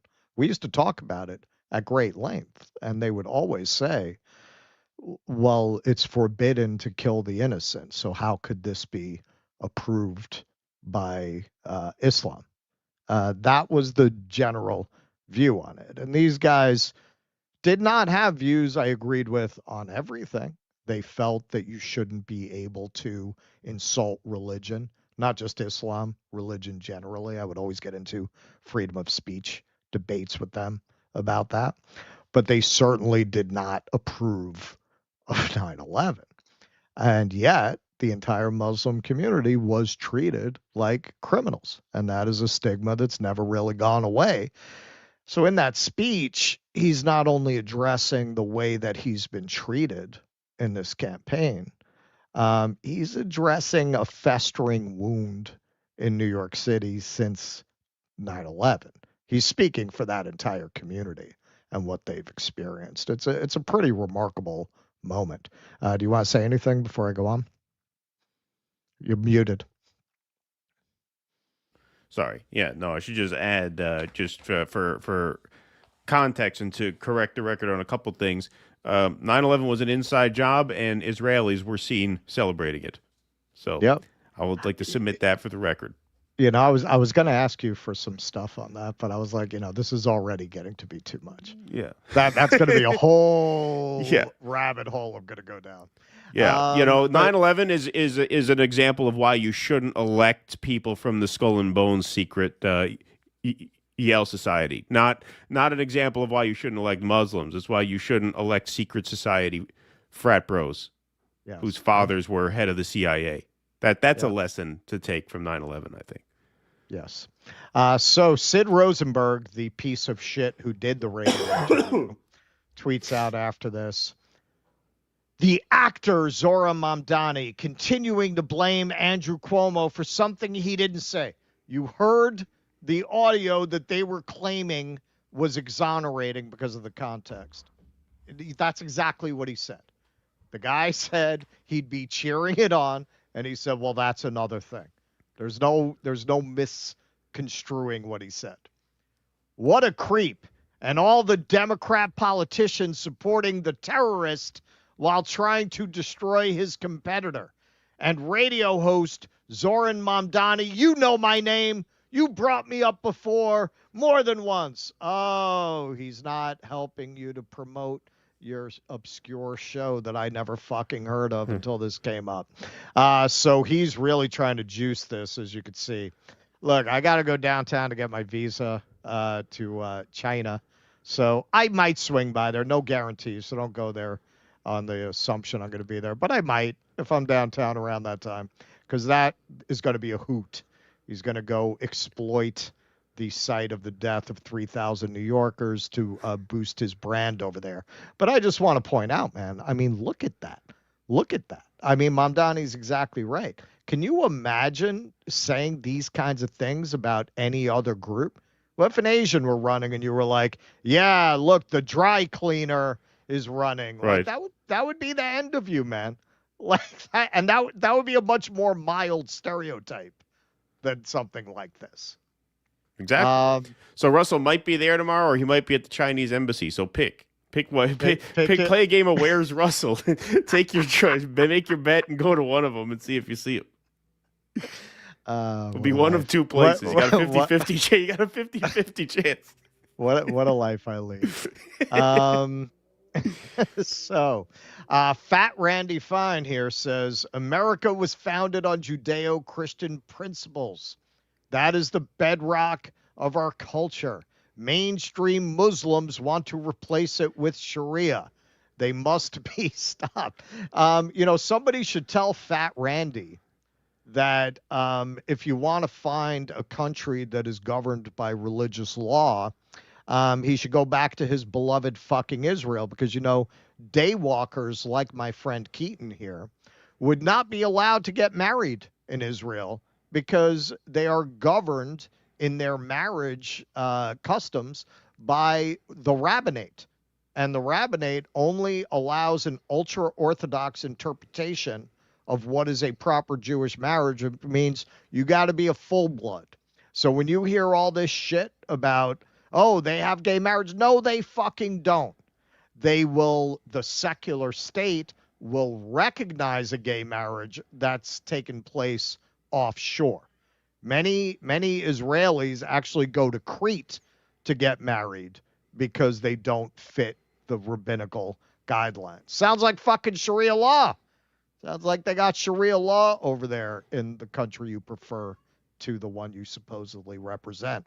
So Fat Randy Fine, along with somebody else in another Republican, proposed this. House Republicans want to strip Zoran Mamdani of citizenship, possibly deport NYC mayoral frontrunner over form omissions. Now, you tell me these guys are not fascist punks. You tell me they're not fucking fascists.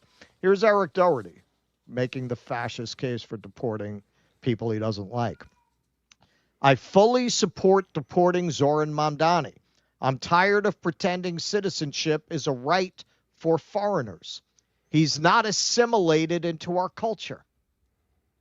What does that mean? What does that mean? Not with his habits, not with his religion. So there's a religious test for belonging in our culture, because these founders that you are so eager to fellate on every occasion when it suits you were quite emphatic about no establishment of religion as a condition of citizenship. And not with his ideology. The federal government should be able to much easier strip citizenship for these reasons.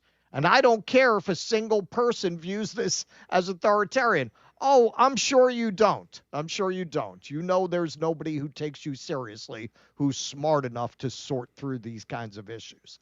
Plus, this is not to mention the arguments that Mamdani, who has aligned himself with Islamic terror, had violations with his citizenship forms and application process. That's what they're claiming as a pretext. I want a nation, not whatever this is. The founding fathers are rolling in their graves. They're rolling in their graves because assholes like you are misrepresenting their intention for this country. And to be clear, not all those intentions were good, but certainly they were quite clear in their views on establishing state religion. Because someone as problematic, look, they're even stealing the woke words. Well, this is the thing. Stealing the woke words. He's problematic as this is able to get this close to controlling the nation's top city. Go well, once again, Mamdani is a woke lib. Like, you can't be more assimilated than him. Right. The guy wants to perform gender youth surgeries for free. Not just surgeries for free. He wants it to be a destination for trans youth. You put him up in a hotel. Like, the guy, I mean, whatever you think about that, he's certainly as westernized as an Arab Muslim could possibly be. Right. And it's amazing because you would think that these people, these conservatives, these anti-woke chuds would want to go after him for that. The fact that they are reverting to he's an Islamic terrorist just shows you the dark-hearted racism at the core of this, that they are willing to forego the anti-woke argument in order to make this one. Right, and he's problematic. Look, they're even using the same words. They're using the weasel words now. And I just want to point out, Eric Doherty was one of the people who was caught in Sodagate by Nick Sorter, taking money sight unseen to promote sugar against the Maha agenda without even asking who the money was coming from. I bet he thought Bloomberg's soda ban was too authoritarian. I bet he did. They paid him a couple $100 to say it. There you go. Kentucky girl. I can't believe that a mere 24 years after 9/11, NYC is about to elect an Islamic jihadist as mayor. Yeah, that's what he is. That's what he is. I mean, a trans jihadist, maybe. Yeah. You could say that. That might be accurate. What the hell happened? Matt Walsh. Islamophobia is the fakest, dumbest concept I've ever heard of. Well, I don't know what else you would call the campaign. They're running against this extremely secular, extremely woke Muslim other than Islamophobia. As Keaton points out, they're not even going after the trans thing. He's talking about transphobia. This guy and Walsh talking about hitting it on the head. Way on the outer limits of trans ideology. Somehow even more bullshit than transphobia, which I didn't think was possible. These people flock here by the millions while simultaneously claiming that our country is mean and terrible to them. Okay, if it's so bad, then leave. Motherfucker, you make a living talking about this country being mean and terrible to you and people like you. Why don't you fucking leave? Yeah, right. Yeah. Why don't you leave? Why don't you get the fuck out of here? Believe me, we do not need more people working for the deep state to pump up their bullshit narrative about who killed Charlie Kirk. We don't need any more simps. We don't need any more Shabbos goys to run cover for Ben Shapiro to allow him to pretend that his outlet is anything other than an Israeli-run operation. That's what we don't need in this country. And you might want to look into the consequences of economic imperialism, Matt, because if you talk to these Muslims, as I did when I worked with them for years on end with hours and hours of nothing to do but hold up a wall on Central Park South and talk, I would ask them, well, you don't like it here, because generally they didn't. What are you doing here? The money. They had no choice. If things were economically stable in their country, they wouldn't fucking be here. They wouldn't be here. So maybe stop bombing them, stop disrupting their countries, and they will stop coming here, I promise you. They really don't want to, for the most part. They're being forced to come here. So maybe look into foreign policy a little bit, Matt. But of course, he's not interested in that because he's on the company payroll, the company being the CIA. Gunther Eagleman, listen, man, if Shakespeare was right about brevity being the soul of wit, this guy is the wittiest motherfucker around. Deport the commie fuck! He's certainly Deport not being paid by the word. He really has a talent for keeping it to 3 or 4 words. And finally, the coup de grace. Eli Kohanim, never forget, early voting begins today. Vote Andrew Cuomo and save our city, with a picture of the burning Twin Towers. Just absolutely fucking disgusting, disgraceful.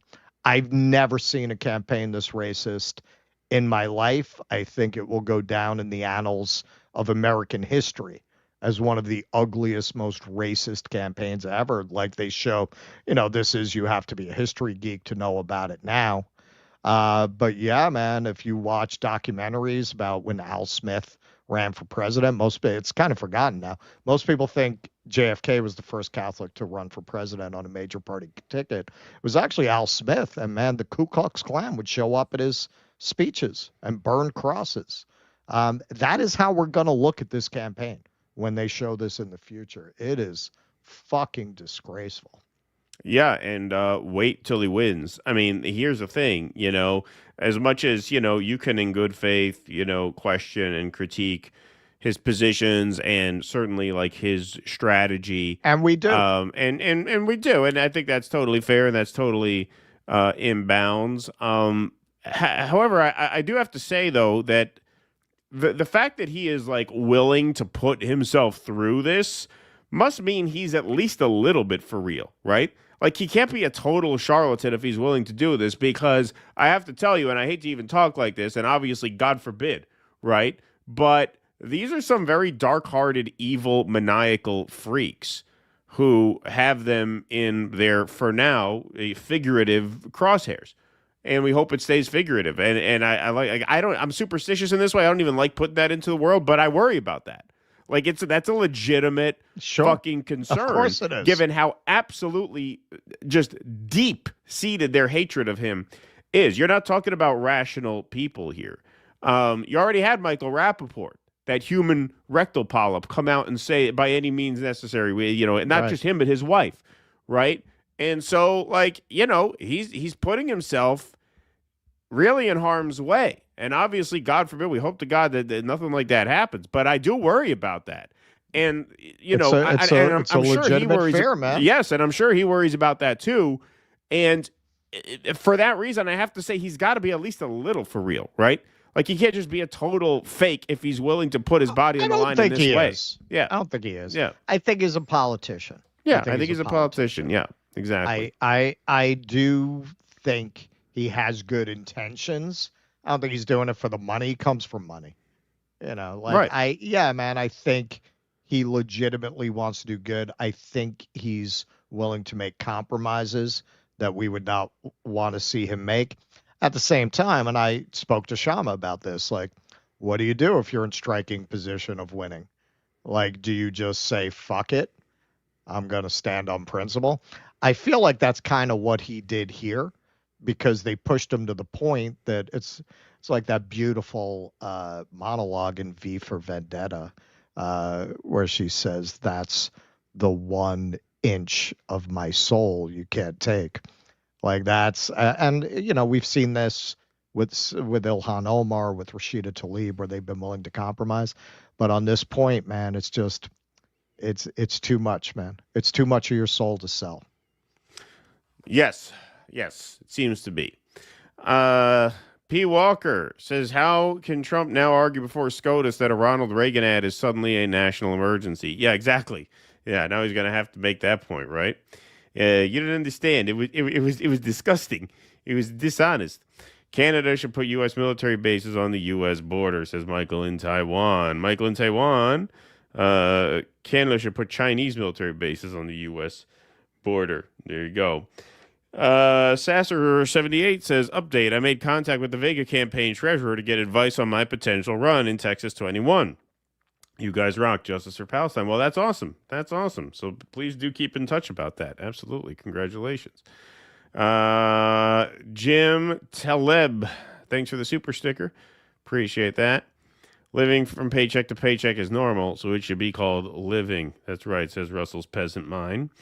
David Santucci, I guess. They're putting people's our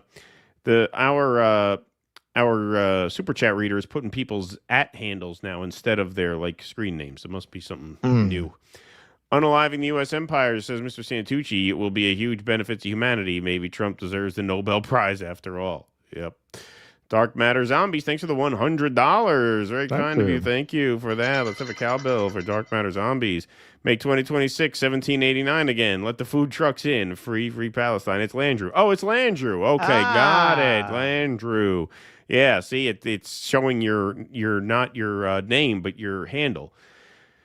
You're on fire tonight, Keaton, says Daria. Thank you very much, Daria. Glad you're enjoying the show. Please smash that like button, everybody. Smash that follow button on Rumble. We are at 2,973 on YouTube and X. In the year 2525. And 1,060 in the like column.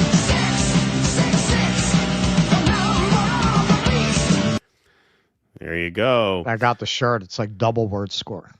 Yeah, there you go.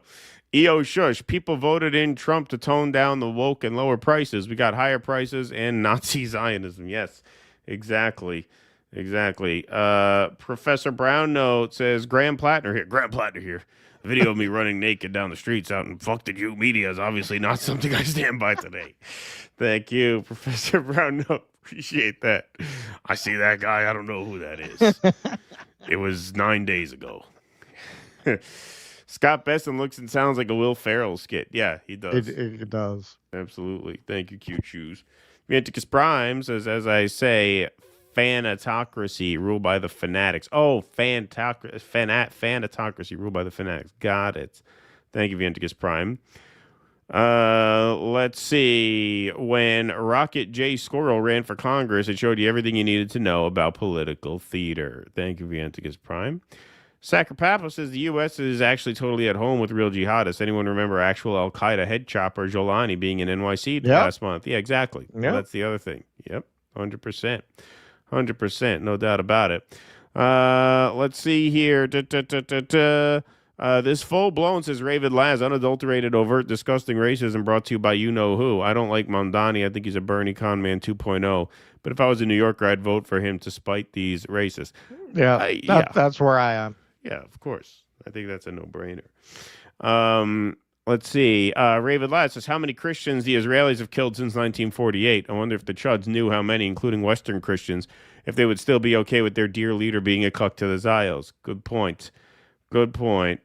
Ravid Laz, Curtis Lewa voice. I got shot 5 times. I don't do a good Sliwa. You try your Sliwa. Oh, shit. I never gave Landrew a soundbite. Somebody. Oh, we need I got shot 5 times in 1992. That's why I hate the fucking Muslims. That's not a Sliwa's hard. Sliwa's hard to do. All right. Let's see. What do we got over here? We got Andy Gardner says, was about to send a bigger super chat, but asked myself, hey, why am I paying to feed 2 podcasters? They're not even Vanguard crew. Thank you, Andy Gardner. Appreciate that. What happened? Did you lose weight? You know, ever since they fucked with this, yeah, it's a little hard to find anything. It was much better before. Race Car K says, man, guys, I'm trying hard to be straight, but it's tough when that Graham candidate keeps taking his shirt off. Thank you, Race Car. Indeed. I am Landrew. Landrew is dead. All right. Sparky says, if it makes you feel any better, Argentina's beef is grass-fed, so it's loaded with omega-3s. Besant and Malay are still globalist POSs. Yeah, Argentinian beef is supposed to be supposed to be good, high-end, but I hear now, because they have so many problems over there, I hear a lot of it's tainted. I hear it's got the hand, foot, and mouth disease. Yeah, that's what they say. Yeah, imagine we have a hand, foot, and mouth disease epidemic because we were eating poisoned Argentine beef. Dude, I swear to God, it's not even a joke. Like, with how fucked up things are in America now and how quickly things are happening, you go out of the country for a few months, like, I don't even know what I'm going to be coming back to. Man. Yeah. No more meat. Yeah, right. No more meat. Yeah, exactly. Yeah, you never know. Could get that way. Hey, folks, it's Sunday, so tomorrow's Monday, which means a new episode of the Grifter's Bible comes out tomorrow. Grifter's Bible is the mind-bending novel by El Shabooms, and it's now a free weekly series on YouTube with a soundtrack by Monumental Sonic Architecture. Follow the First Electric Church of Jesus Christ as they combine the bleeding edge of black patented neuroscience with the state-of-the-art in Michigas to beat the Great Recession. They sell visions of God to the huddled masses of Deep Ellum, Texas, and the money pours in until the local competition, the police, and the U.S. Navy decide to put a stop to it. There's ass whoopings, car chases, and a showdown at high noon on Good Friday in Dodge City. It's sci-fi noir. It's a picaresque thriller. It's a Western from 10 minutes in the future. The Grifter's Bible is a film series by El Shabooms with a soundtrack by Monumental Sonic Architecture. A new episode is posted every Monday. YouTube.com/@El Shabooms. A lot of episodes there to catch up on if you're new to that. It's got a ton of videos posted, and the new one will post tomorrow. That's Monday. So go to youtube.com/El Shabooms to check it out. Alrighty, folks. We will move right on along here. Okay. So Steve Bannon has talked about this before. He's kind of mentioned it in passing.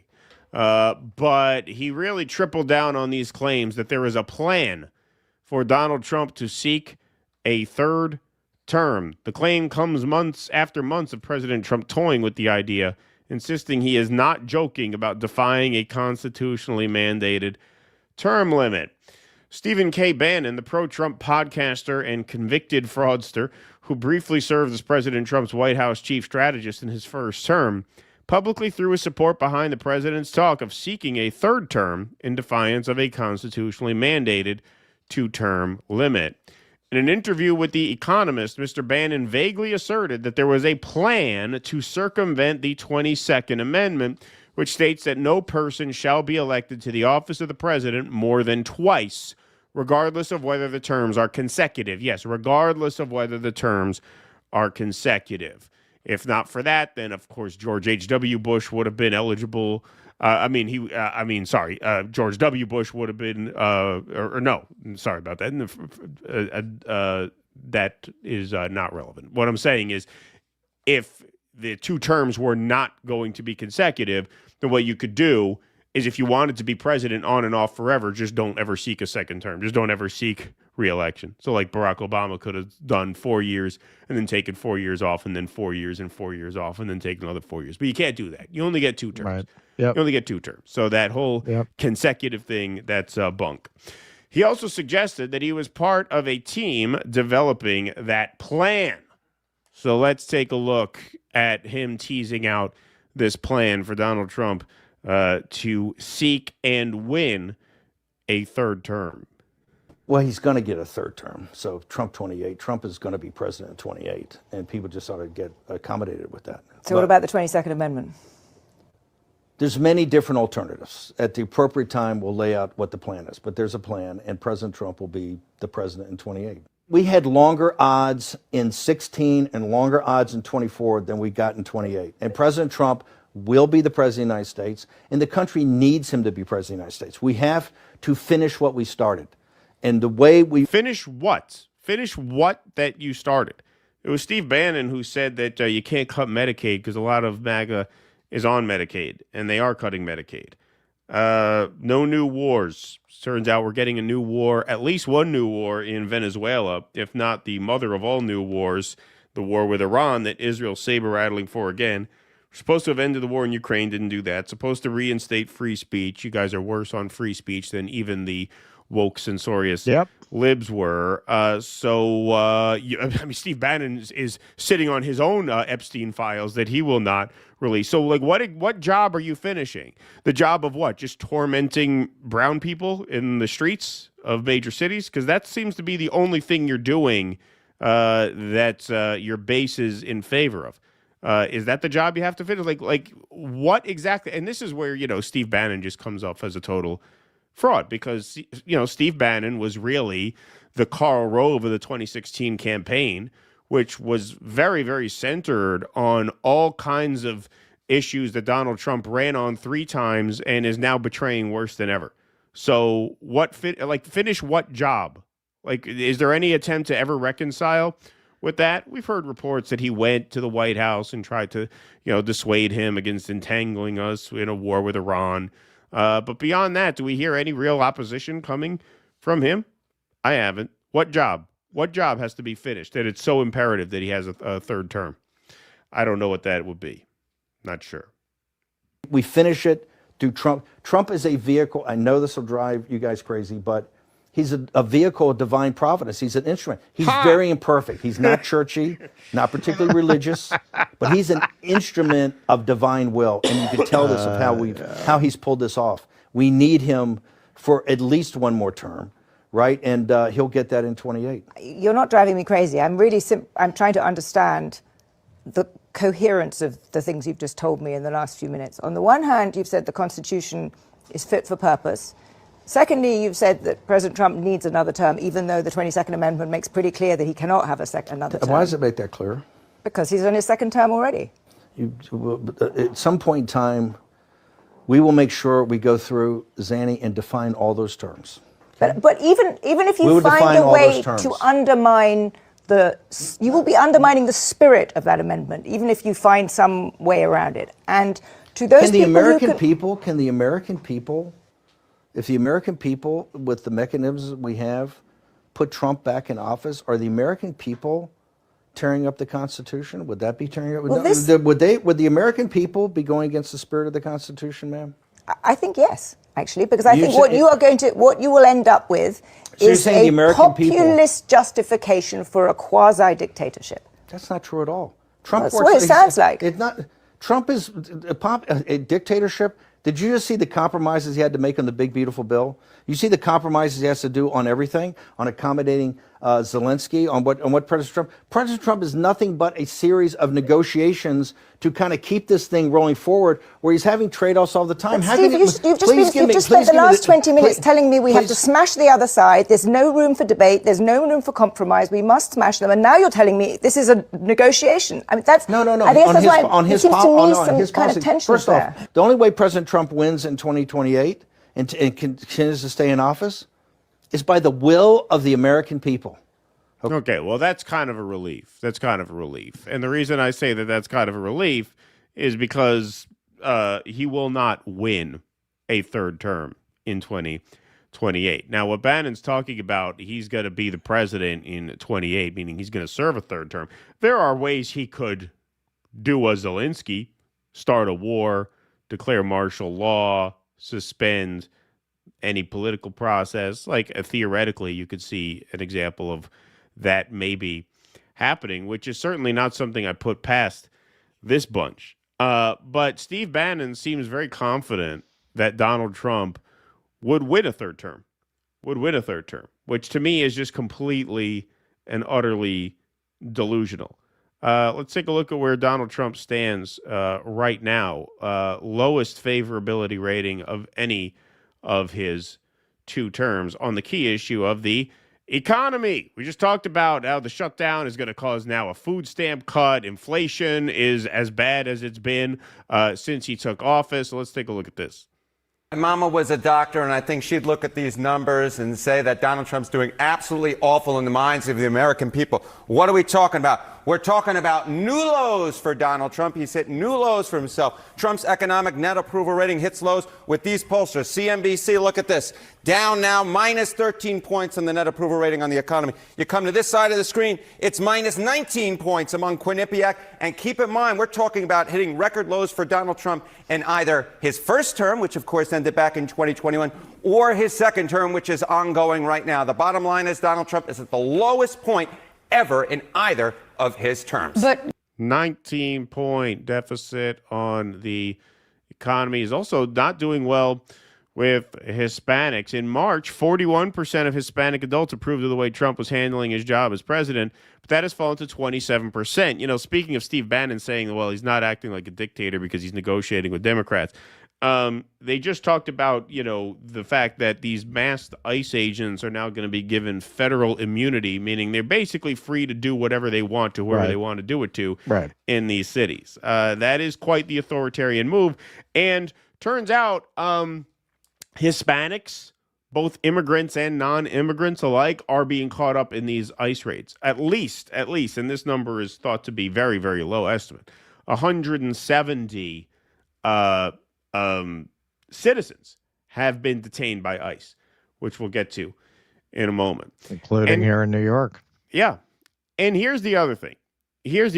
On top of Donald Trump's policies being quite unpopular, there is also this strain within America of like love and respect for America, for norms, you might want to say. So this came to mind back over the summer when, you know, there was a big debate, if you will, over Kilmar Abrego Garcia, and the Supreme Court ordered he be returned from El Salvador 9-0.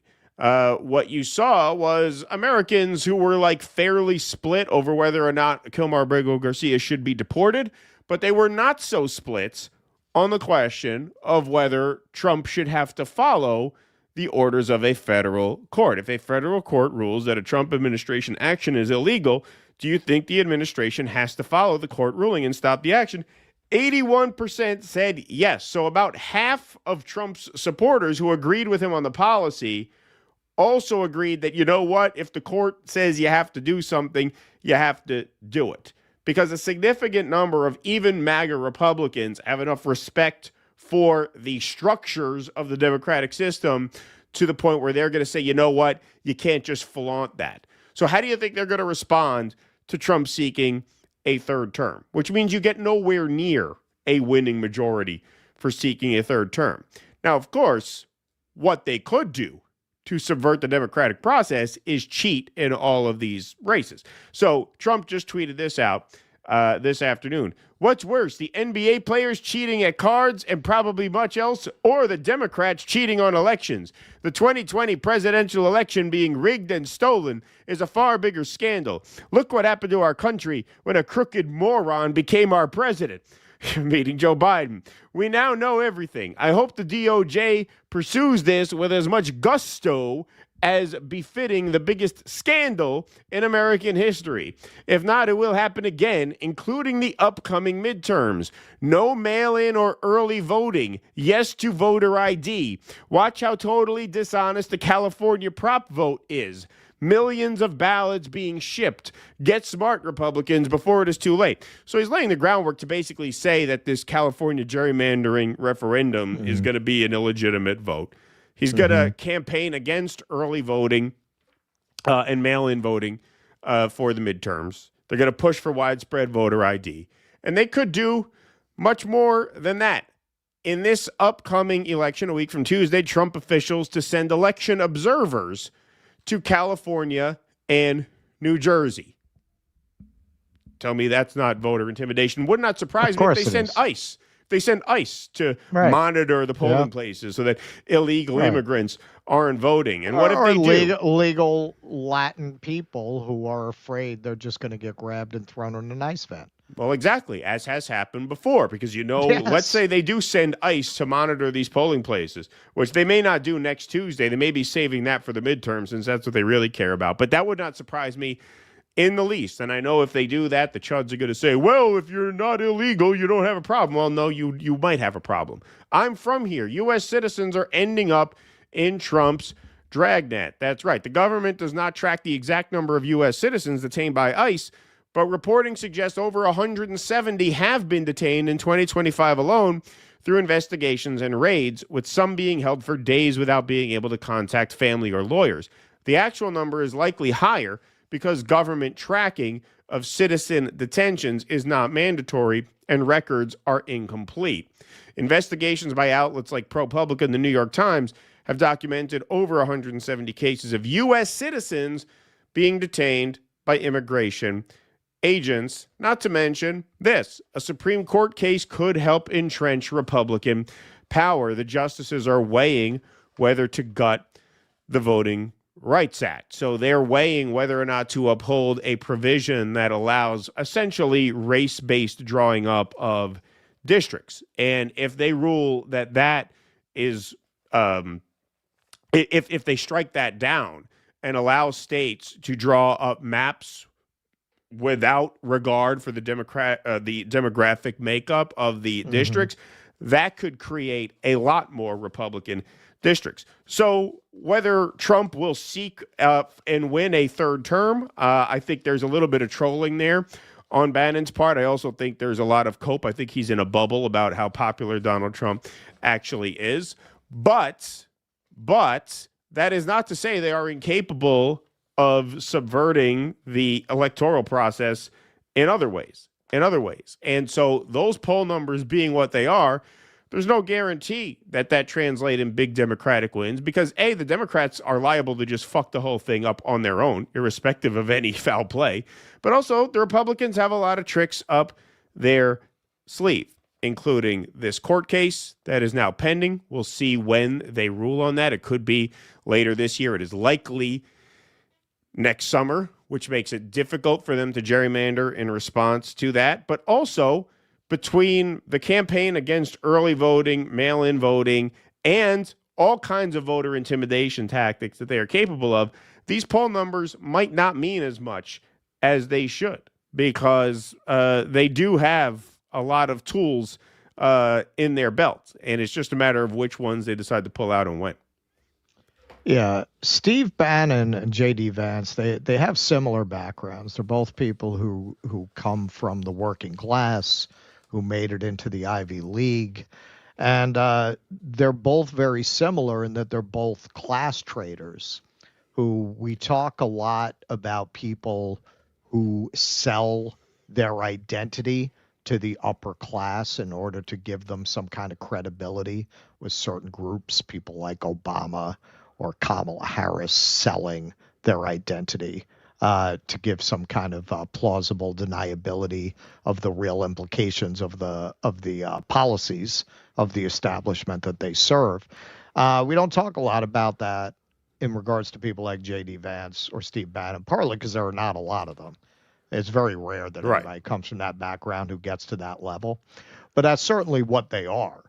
You know, it's very rare that you're going to get people like that who are going to go ahead and be principled that you're ever going to hear of. If you're hearing of them, it's probably because they were willing to play ball and they were willing to peddle their understanding of how these working class people think in order to give a veneer of working class credibility to policies that are just the same old rob the workers, rob the middle class, rob the working class. It's the same old Republican shit.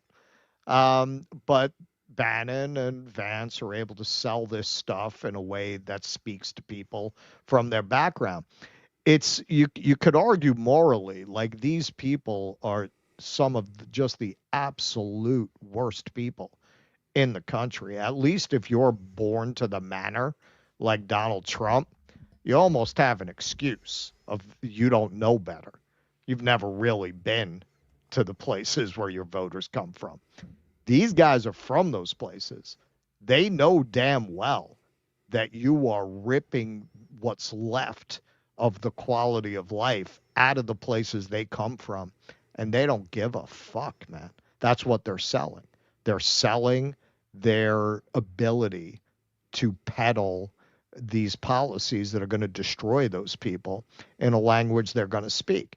And with Bannon going to religion there, you know, this is something I've been talking about more lately, probably partly because of what I'm seeing coming from all sides. And also, I think because I've been studying a lot of ancient civilizations. Religion has always been used as a tool by the elites to control the masses. That's always been its social function in societies. You could point out certain people like Romero or Gandhi who have used religion or used the culture's belief in religion as a means to get a positive change. I don't think that's even 1% of the examples of the way religion has been used. It's much more often been used to create the circumstances that those people spoke against. Where did the caste system come from? Where is that concept grounded? In the same religion that Gandhi chose to use in a different direction. How has Christianity often been used on the masses to keep them passive, to keep them looking for a reward in the next life, to keep them rendering unto Caesar what is Caesar's. So when somebody like Steve Bannon starts talking, he's an imperfect vehicle. You know, it's if you can get people to believe in absurdities, you can get them to commit atrocities. Once you've gotten people to believe things that are absurd, well, now they're speaking that language. Now you can introduce other absurdities. You've already got them believing, you know, animals in an ark where it's saved from a flood. You've already got them believing shit like that. So then you can start talking like baby language, make-believe fairy tale language. Yeah, well, he's an imperfect instrument. On balance, you know, I'm not joining like the new atheists or anything. And I do believe there are more things in heaven and earth, right? Like I'm not a materialist. I don't think there's nothing beyond the five senses. But when you're talking about the function, the social function that these religions play, I'm not just talking about, I'm talking in general. It's to keep people easy to control, to keep them easy to manipulate. That's a perfect example of it. And coming from the background that Bannon does, where a lot of people believe in those things, that's how he's very, very amorally deploying it.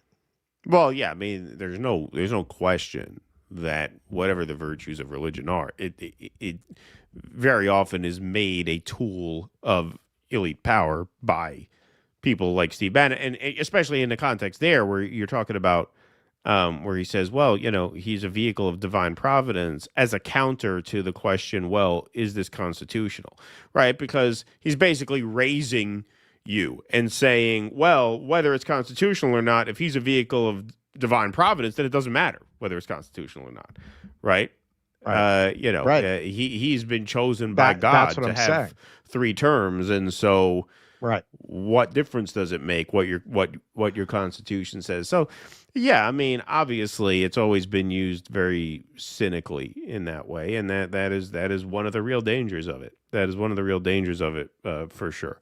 As for whether or not Trump is going to win a 3rd term, I say no chance. I say the vast majority of Americans, if he runs, which he won't, but if he does, I think he would lose pretty handily because most people would just be opposed to him running.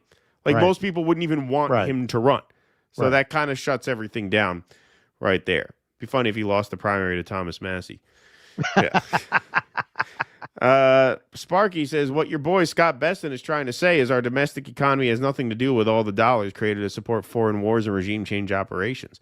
Can't you guys understand that? What?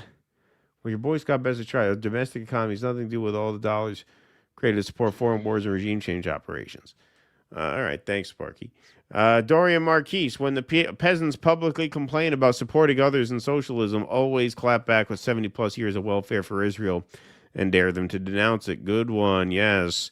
Maraschino Marty says, heard something saying that U.S. had ships and waters near Venezuela before, but only paying attention now because Trump can't find any info.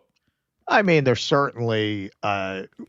I'm sure were ships in the area. They weren't blowing fishermen out of the water. Yeah, they weren't killing people. Yeah. Right. Didn't blow up a dozen boats. What is it? Is it up to 12 now? No, it's 10 now. 10. David Santucci says, Malcolm X used to say that having only ever lived in Lansing, Michigan, Boston, and New York, all the racism he ever experienced in America was in the North. Thank you, David. Appreciate that. Seg Keg 79 says Buck Angel, after 9/11, women on the subway should have been scared, responding to Mamdani's on experience after 9/11. What the actual fuck? Yeah, I mean, look. Nah, man. I mean, it's especially sad when people who are coming from a perspective of being discriminated against are so willing to throw other people under the bus that way. Yeah, I would say so. Do these people realize there are 2 billion Muslims in the world? It's not like it's relatively rare like Judaism. Sorry about that, fellas. Just looking at the numbers. No offense taken. Yeah, I mean, we're not observers. No, we're not observers. I got you, Peter Gator Pete. You get it sometime when you can, hoping that time comes. All right, thank you. Gunther Eagleman is what an AI bot wishes to be: unfiltered, overconfident, and immune to the burden of accuracy. That's right, respected samurai. Appreciate that. All right, Jake, do you have the scroll over there, please? Thank you, sir. All right, folks. So we got a lot of patron action coming up this week. We have a post-game stream on Tuesday where we will do most of the show for the whole audience, but then the end of that, the last couple segments of Tuesday's show, will be streamed exclusively for patrons, followed by a call-in Q&A. That will start at 1 p.m. Eastern. So to gain access to that, go to dudissidents.com/Patreon/Substack or /locals. Then Thursday, night before Halloween, that is Film Club night. We're going to do a presentation on Phantom of the Paradise, which is Russ's favorite movie of all time. So that'll be Thursday evening. We'll come up with an exact time for that. But with my favorite actress of all time. Oh, really? Jessica Harper. Okay. All right. Didn't know that. I'm such a weirdo. There you go. Jessica Harper. Like, I've never heard anyone say that. Yeah, I've never heard that. Actress. Never heard Jessica Harper. So yeah, that's coming up this week for patrons. So it's a good week to sign up. DuDissidents.com/Patreon/Substack or /locals. Your support is what keeps the show afloat. So thank you all very much for your support. Patrons also get call-in access to all of our Q&As, which happen after the show every Sunday night over on Rumble. And tonight, what do you know, is Sunday. So we will be going over to Rumble for the Q&A following the conclusion of the main program this evening. So the links are up there. Starts at $5 a month. Those are the perks. We try to make it as worthwhile as possible for you, and of course comes with the goodwill of supporting our independent media project here. Stoop Sign says, Kentucky girl sounds hateful. Best barbecue I had was in Kentucky. Best barbecue is made with hate. You stirred a sauce while screaming slurs at it, then calling it a terrorist and burning it, rushing it on pork shoulder. There you go. Thanks, Stoop Sign. Vito P says, heard that Graham Plattner has hired Alex Jones as his campaign spokesperson. Imagine the pressers. Ha ha, cancer sucks, you guys rock. Yes, that would be, it'd be tough to know who's speaking at some point. Really? Web Angel PB says, I think you guys are missing the key piece about Mamdani. It's not so much that he's Muslim, it's that he has spoken against Israel. That's at the crux of the campaign. Yeah, no, it certainly is. If he were a fanatically pro-Israel Muslim, they would dig that. That's the Obama. That's the Obama. They love that shit. Yes. Nina Kant says, trash being thrown at Mamdani is a ruse to get people to still vote in the two-party system. They're telling Mamdani to take racial slurs to be in the big club because the voters aren't in it. Nina Kant. They're trying to stop that guy. They're having a complete meltdown over that guy. Keaton, I wouldn't use that as a measure as to Zoran's authenticity in terms of his policies. His speech, genuine as it may be, reminds me of Obama's black speech. Do you remember that? Yeah, it was not the same. It was not the same. Nah. I mean, I'm sorry. There's just not a comparison there. There just isn't. When you have fanatical Zionists essentially calling him a terrorist and saying that we have to do anything we can to stop him, he is in greater danger than Obama ever was. Don't forget, he's running for mayor. The guy still lives in like a rent-stabilized apartment. Like, he doesn't have Secret Service. Like, he's in greater danger. He's hired private security because I don't blame him. I mean, this is what I mean. Like, it's just, it's not the same thing. It's not the same thing.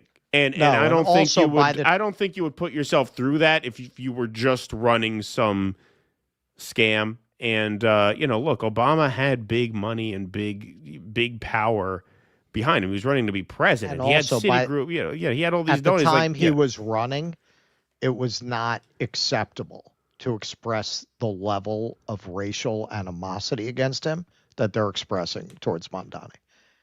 Well, yeah, you're talking about Obama, right? Obama, yeah. Like by 2008, you could not. Hillary Clinton accepted the real Americans, the white Americans are voting for me. Most people didn't feel comfortable being that kind of racist. Right. Hillary was just, she was always a charmer that way. Yes, indeed. Okay. All right. Let's move right on along here.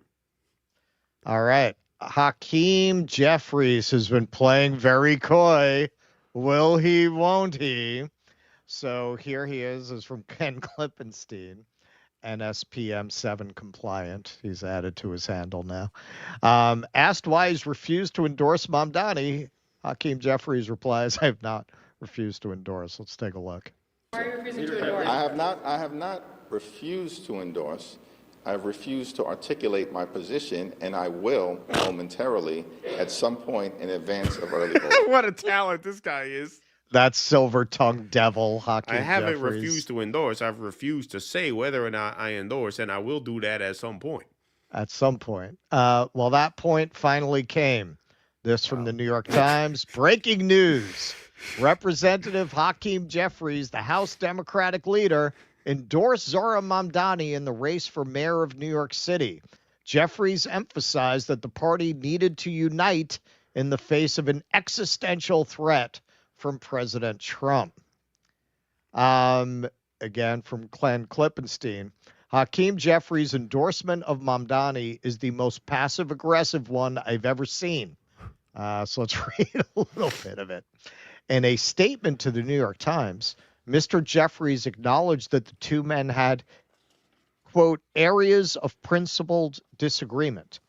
But he said that Mr. Mamdani had won a free and fair election in the Democratic primary and emphasized that the party needed to unite in the face of an existential threat from President Trump. So this from Mac.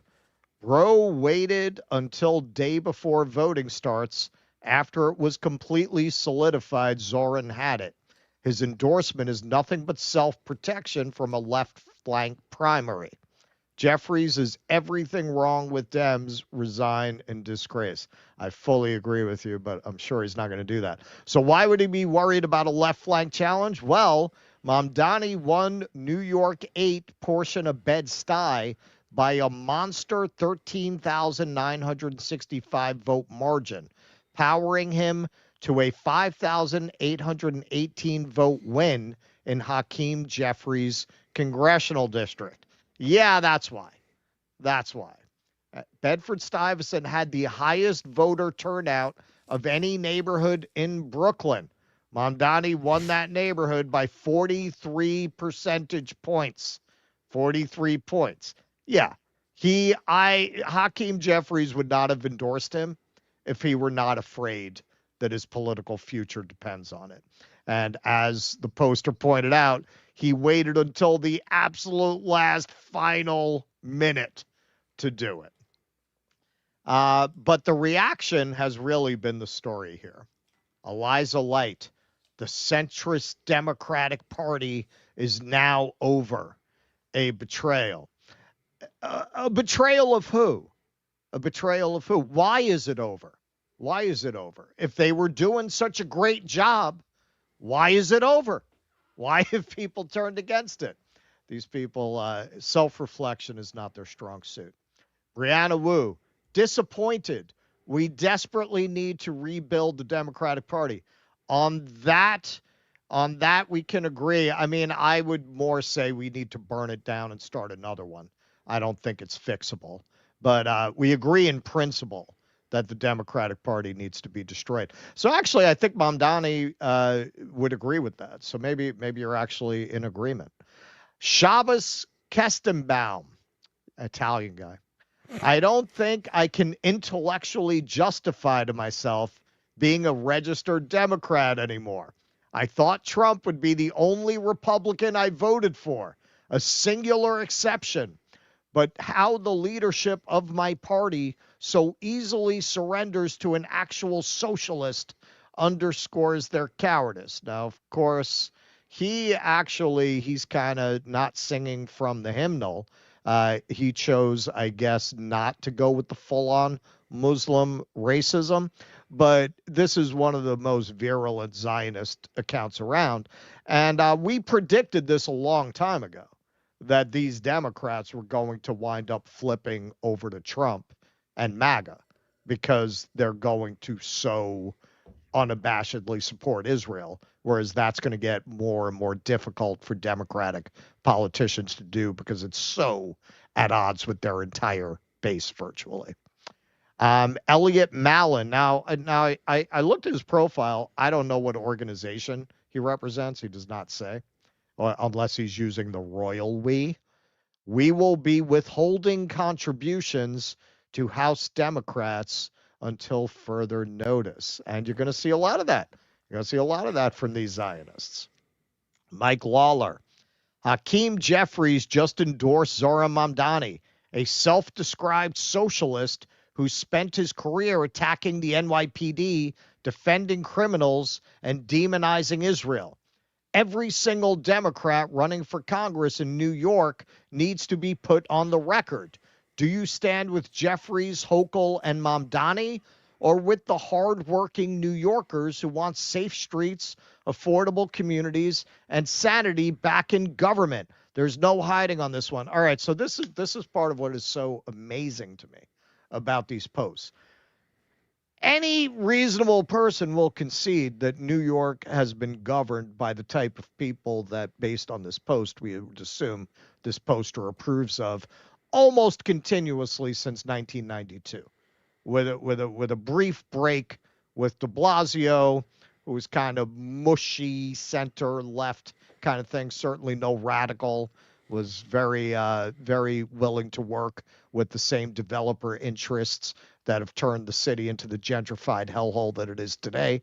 He certainly did not challenge those interests in any way. So we would agree that the theory that you're going with is what New York has been governed by, right? For decades, since Giuliani, since 92, over 30 years. 1 in 7 public school students were homeless last year. So if these policies work, why is that? You haven't had enough time? Haven't had enough time to make that work? Giuliani, Bloomberg, Adams, almost continuously, the city has been run by right-wing, neoliberal politicians. In one case, one of the wealthiest men in the world. This is where we are, following those policies. Power grid operators warn NYC could face increased blackouts as early as next summer. So if having these billionaires paying taxes is so good for the city, why is the infrastructure falling apart? Why are we about to start having blackouts next summer? Why can't we meet our power needs? They talk like what they're doing is working. This is why people are not scared of the S word anymore, socialism, because they've tasted what your policies have to offer, and they're saying, fuck it, whatever. So call it what you want. I need relief. Crypto Nazi Stephen Miller, understand what the Democratic Party has become, what the Democrat Party has become, excuse me. And maybe the most mediocre white man in America, Bill Ackman. The Democratic Party is in the final stages of destroying itself. It is about to be replaced by the Socialist Party. Not as long as Nancy Pelosi is there to beat all the world's top money managers with her incredible Rain Man-like investing skills. The NYC mayoral election is not just about the future of NYC. It is also about the future of our country. Well, let's hear the future of the country that Bill Ackman favored. God damn it. Go to a super chat. Oh, okay.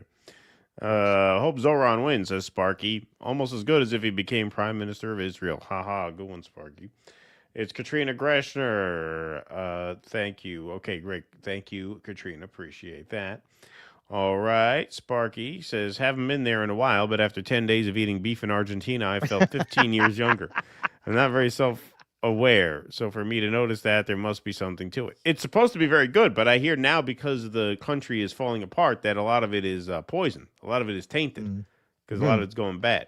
So that's what I've heard. Okay, we're back. All right, so Bill Ackman feels that we should be going with the Argentina model. Places like Argentina, which deregulated, rent control, rents come down because supply comes back into the market. Some supply comes in immediately, apartments that are being held off, and then developers start building. What you want in New York is you want cranes everywhere, building apartments, and that's going to drive down. That's going to keep rents from growing at a rate in excess of inflation. So affordability is a problem. Why are electricity costs so high?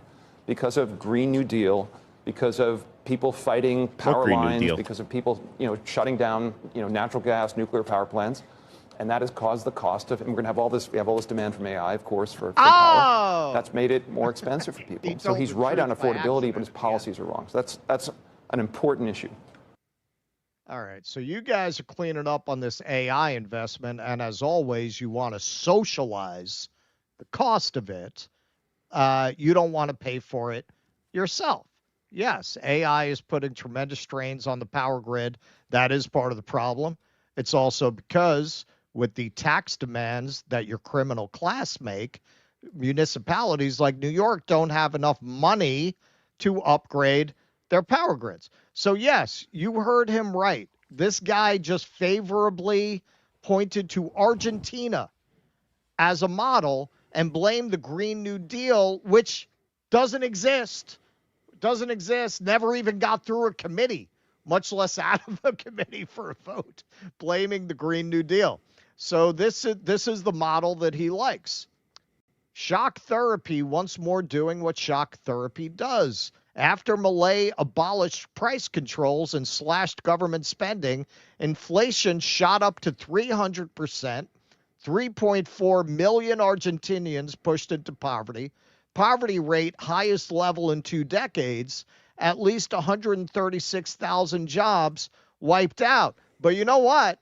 That's not a fucking problem for Bill Ackman. That's not a bug. That's a feature. He is very glad to see the peasants starve because, got paid. Besant's friends. They got paid, and that's Bill Ackman's class. He knows he's going to get paid. He doesn't give a shit what happens to you. And the idea that this guy, because he's rich, is actually a brilliant guy, and I said this the other day, and today I brought the receipts. Some people say, now, Bill Ackman's a very hardworking guy. He's Oh, yeah.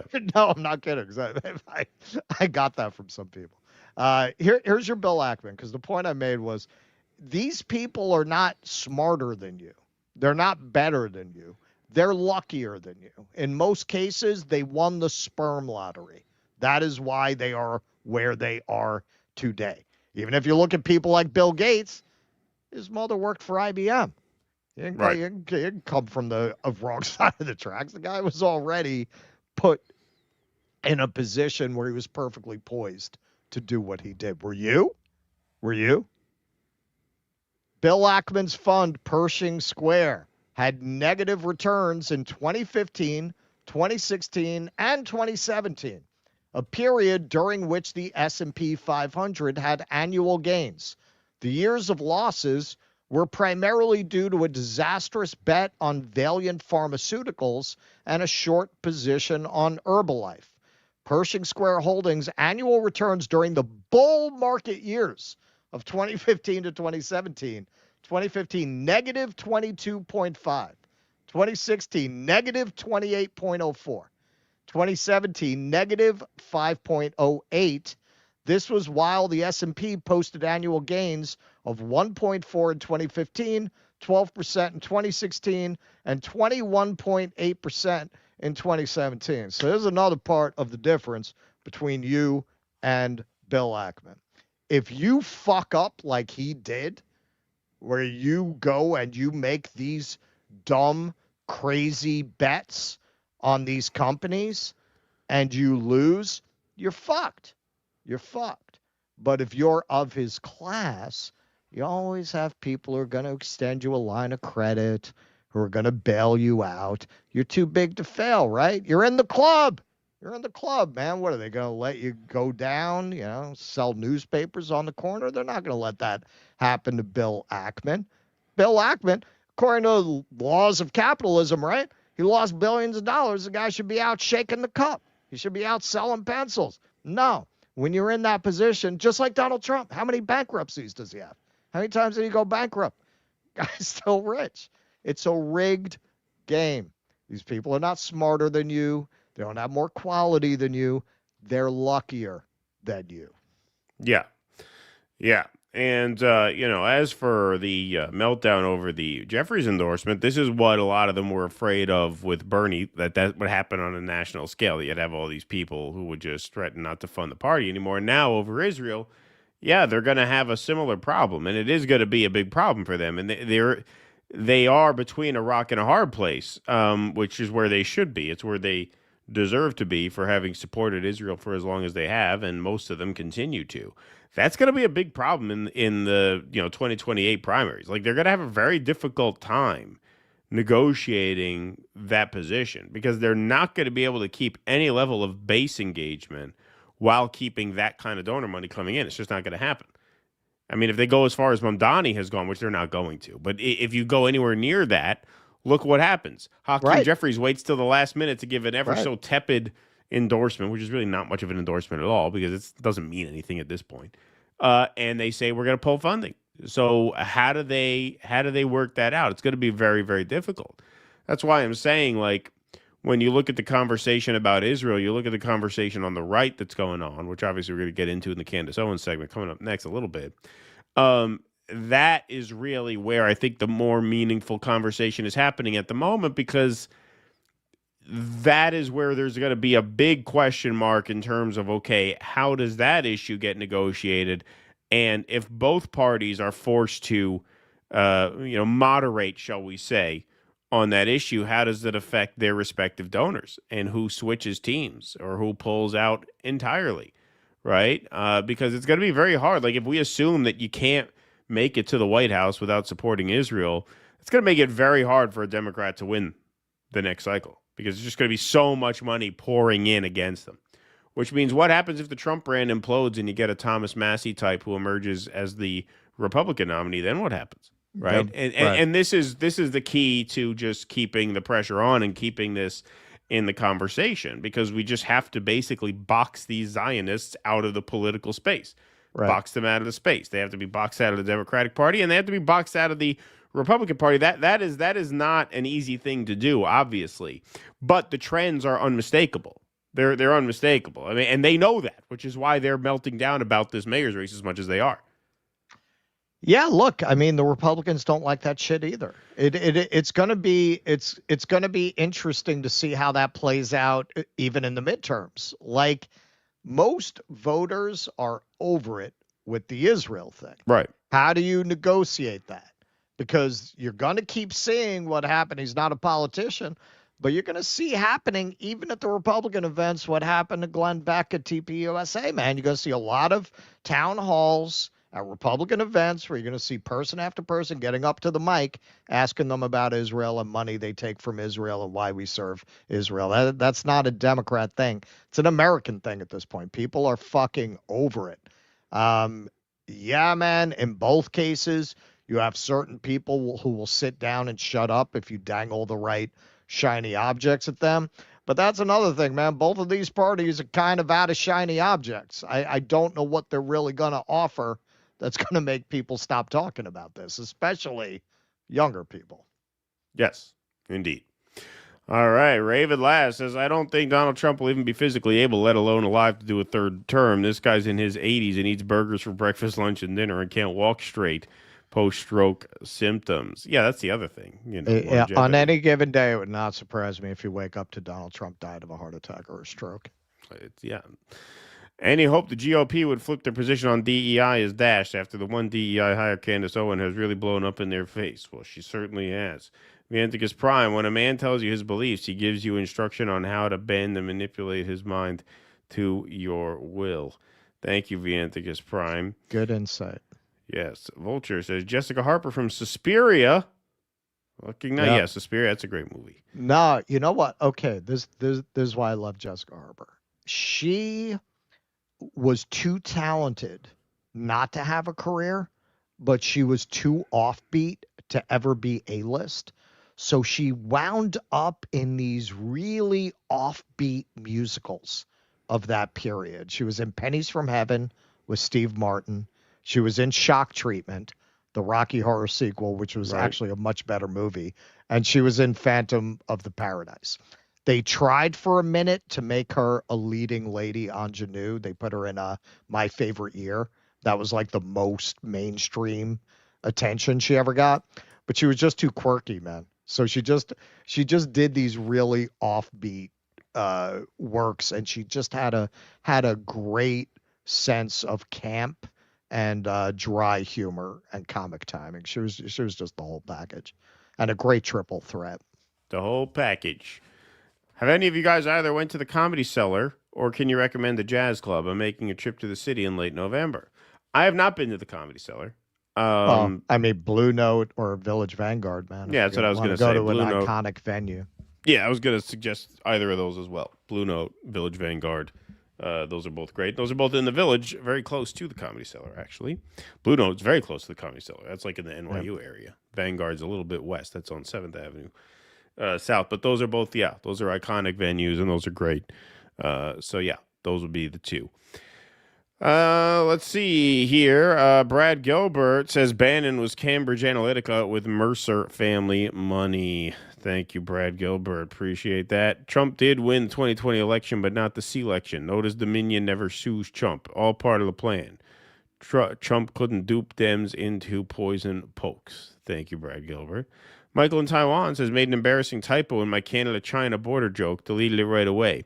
It got read anyway. Now I sound like an American shill. It's all right, Michael in Taiwan. I think I picked up on that.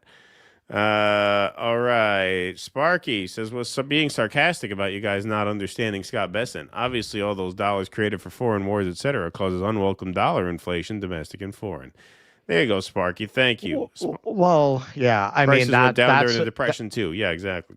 Yeah, that's a big subject, but that's part of why de-dollarization is such a threat. This is what the French coined the phrase exorbitant privilege. Every other country, they can't just print money without inflating their currency. For us, what we do is offload it into other countries. That's why we've been able to get away with that through treasury bonds, through currency reserves that other countries keep, through our exports, through investments back into our financial instruments.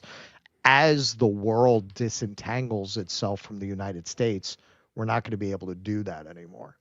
And with the levels of debt, and don't fucking flood us with this MMT shit, okay? With the levels of debt we have, when we can no longer offload our dollars and fund our debts that way, it's going to be very ugly. All right. We got one more segment on the evening, everybody. Thanks very much for being here tonight. Okay, so Candace Owens took kind of a week off, but, you know, she does patron-exclusive content. So she does a book club, apparently, for her members. And here she is, makeup off, stripped-down version of the show here. Candace Owens is now directly accusing the Trump administration of killing Charlie Kirk. They definitely killed you. Okay, so that's not quite what she said, but she did essentially say that Charlie Kirk was betrayed by everybody, including people high up in the Trump administration, up to and including Trump himself, who didn't really have his back, and who felt that maybe his use had come and gone. So let's take a look at this. Just take a breather, and just really needed to just take a breather and really process everything that happened with Charlie and what it kind of means in terms of where we are. And I think it is a circumstance where we just know that he was truly betrayed in one of the most egregious ways that I think I've ever seen. It has made me lose faith in politics. It has made me fully lose faith in Trump. And my heart aches for the fact that he gave so much of his life to Trump and to politics. And they just were like, nope, that is it. It serves us or it doesn't serve us, and we want to move on. And so here's a holiday. Bro, if they try to give me a holiday, what is with them giving people a holiday after they kill them? Why is that a thing? You know what I mean? Like, oh, Martin Luther King, what about this holiday? What about this boulevard? Anyways, let me knock it off. Like, they're going to give Charlie Kirk a boulevard. They already did. They did in Israel. They gave him freaking boulevard. It's like, as soon as they give you a boulevard and a holiday, they definitely killed you. They gave Jesus a holiday. What about Jesus Christ? He got a holiday. Well, they did. They did kill. Well, they killed him. They killed him, and then they gave him a holiday. Yeah, exactly. there you go. They gave him a holiday for his birth and for his death. They gave him 2 holidays. Okay, there's no question. They killed you. There's no way. That's like their signature thing. It's like that's what they do. It's the Fed signature. It's how they sign off after they murder you. So like holiday and a boulevard, and it's never on a nice side of town either. Like Charlie Kirk Boulevard is not going to be a nice side of town. Anyways, I will be back on the 27th, you guys. Thank you guys for all the support throughout these couple of weeks, these last really kind of 6 weeks since Charlie died. And we will see you guys then. Fully lost faith in Trump. Yeah, look, this is organized crime. This is organized crime. And, whether or not, Donald Trump, this guy is kind of hyperbolic saying she's accusing him of being in on it. Look, what did Trump say to Bill O'Reilly when he first became president, and it was the Super Bowl interview, and Bill O'Reilly talked about Putin being a killer? What did Trump say? We got a lot of killers. You think we're so innocent? Right? This becomes a very mafia-like space at a certain level of the game. And I think that explains a lot of the incuriousness in all circles, especially at the upper echelons of Turning Point itself. And, the United States government and whatever did happen here, and we're going to, have a trial, quote unquote. We're still kind of in the process of finding out what exactly that trial is going to look like to the public. Will it be open? Will it be closed? Will they have cameras in there? Will they not have cameras in there? What evidence will be presented and what will be withheld? But there she is saying, I've fully lost faith in Trump. And, coming to, I won't say a similar realization that I came to, but she talks about the tech oligarchs surrounding Trump in a later part of this. And, I think an experience like this just is very sobering in terms of, really seeing just the nihilism of of the system on full display, because whether or not any of the higher-ups in the administration had prior knowledge, which of course there's no evidence of at this point, they certainly seem totally incurious about what happened and totally willing to jump on this and use this as a political opportunity to demonize their opposition and take away people's First Amendment rights. And when you're close enough to someone and they're a friend and this horrible thing happens to them, and you see these politicians who you supported very strongly at one point just totally ignore all the kinds of questions that you're asking in favor of pushing a narrative, yeah, that's got to be kind of soul-crushing. Anything to add? No, go on. Okay. All right. So, Candace Owens quote tweets this and says, Zionists are now signing up to my book club to steal my content. Well, hey, at least they're paying for the book club. If I meant every word, when the feds are implicated. Those people are very tight. It's not easy to get them. It's not easy to get them to spring for it. Exactly. I meant every word. When the feds are implicated, they always give people a holiday. Sign up here to learn why Sigmund Freud says incest inspires their neurotic psychopathic behavior. It's good. It's good. That's a good troll. I like it. Well, Steven Crowder was very unimpressed by this. He says, you could watch this clip and draw one of two conclusions. Erica Kirk is evil and conspired with the Trump administration to kill her husband, or Candace Owens is a miserable C word. Now, notice in that clip, she said nothing about Erica Kirk. Say a word about Erica Kirk. Whatsoever. Nothing at all. And that was the clip that he quoted. So Ian Carroll says that is such a dishonest and transparently incorrect interpretation of her words, Stephen. Where does she mention Erica Kirk once? That's all you, bro. The implication from the start has been that Erica has not told Candace to stop speaking. If we are to suspect anything about Erica, is that she supports Candace's investigation and is possibly even in communication with her privately. Well, I have not speculated that. But the fact that she has not denounced her and said, how dare you ask this question? Yeah. I mean, that could be interpreted as tacit approval, or at least not oppositional, right? Which leads to a second question. Are you that dumb and unable to interpret basic English, or are you intentionally misrepresenting and attacking her for some reason? I think it's the latter. Ding, ding, ding. I think it's the latter. Exactly. So here's Clint Russell, says, for all the criticism of Candace Owens I've seen, this might take the cake, meaning Crowder's dig there. Rightly or wrongly, she believes it was a government hit. She makes no mention of Charlie's wife and has never gone after her. This is an egregious smear job by Crowder, transparently so. So, yeah, like I said, it must just be a pretty soul-crushing thing to go through and see, you know, this movement of people, not just people in the government, but people in the space, just so, you know, think of the questions they would be asking if this happened to a liberal influencer under a liberal president, and the Democrat were saying this was right-wing violence, and the fact pattern were as suspicious. Of course they'd be saying, no, it wasn't. There's something more here. Right. And Candace Owens is really the only person on the right who actually passed up the opportunity to just take the easy political win and say, well, this was an isolated incident of leftist violence because they hate us all. Right? That's totally the easiest thing to do. And actually take it upon herself to look into this. Now, you've had Tucker, who has not jumped on the bandwagon of saying this was a lone wolf leftist. He's made insinuations that there could be something more, but he hasn't gone there the way she has. She's gone there all out on her own.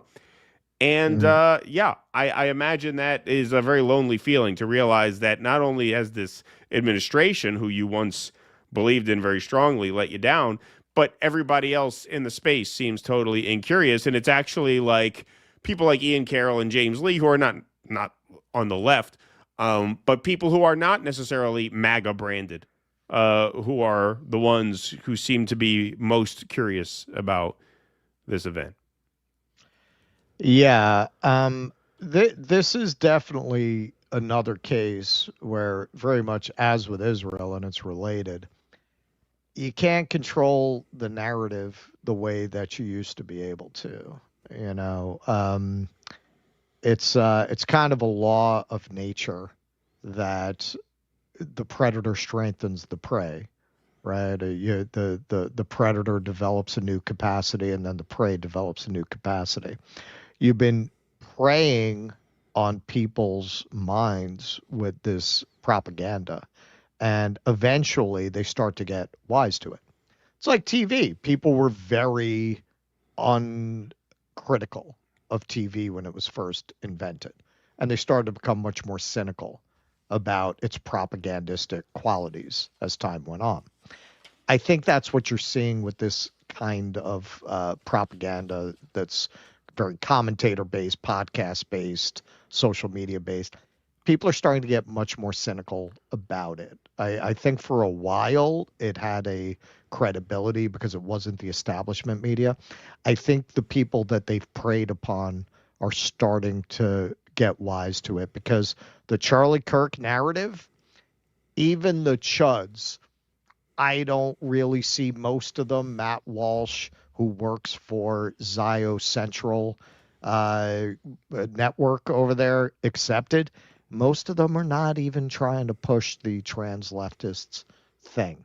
Right. Like most of them are staying off it. They don't want to run afoul of Trump, so they won't offer what Candace is offering. Most of them are just staying off the subject. They're not pushing the message because the people are not buying it, man. That's why every time she drops a video about this, it explodes. Like you're not where you're seeing pushback, Steven Crowder, right? These people. But when you're talking about the average person out there, their own followers, they're not buying it, man. They're not buying it. The only people I see saying this are the fucking Zionists. Yeah, and look, when Trump won.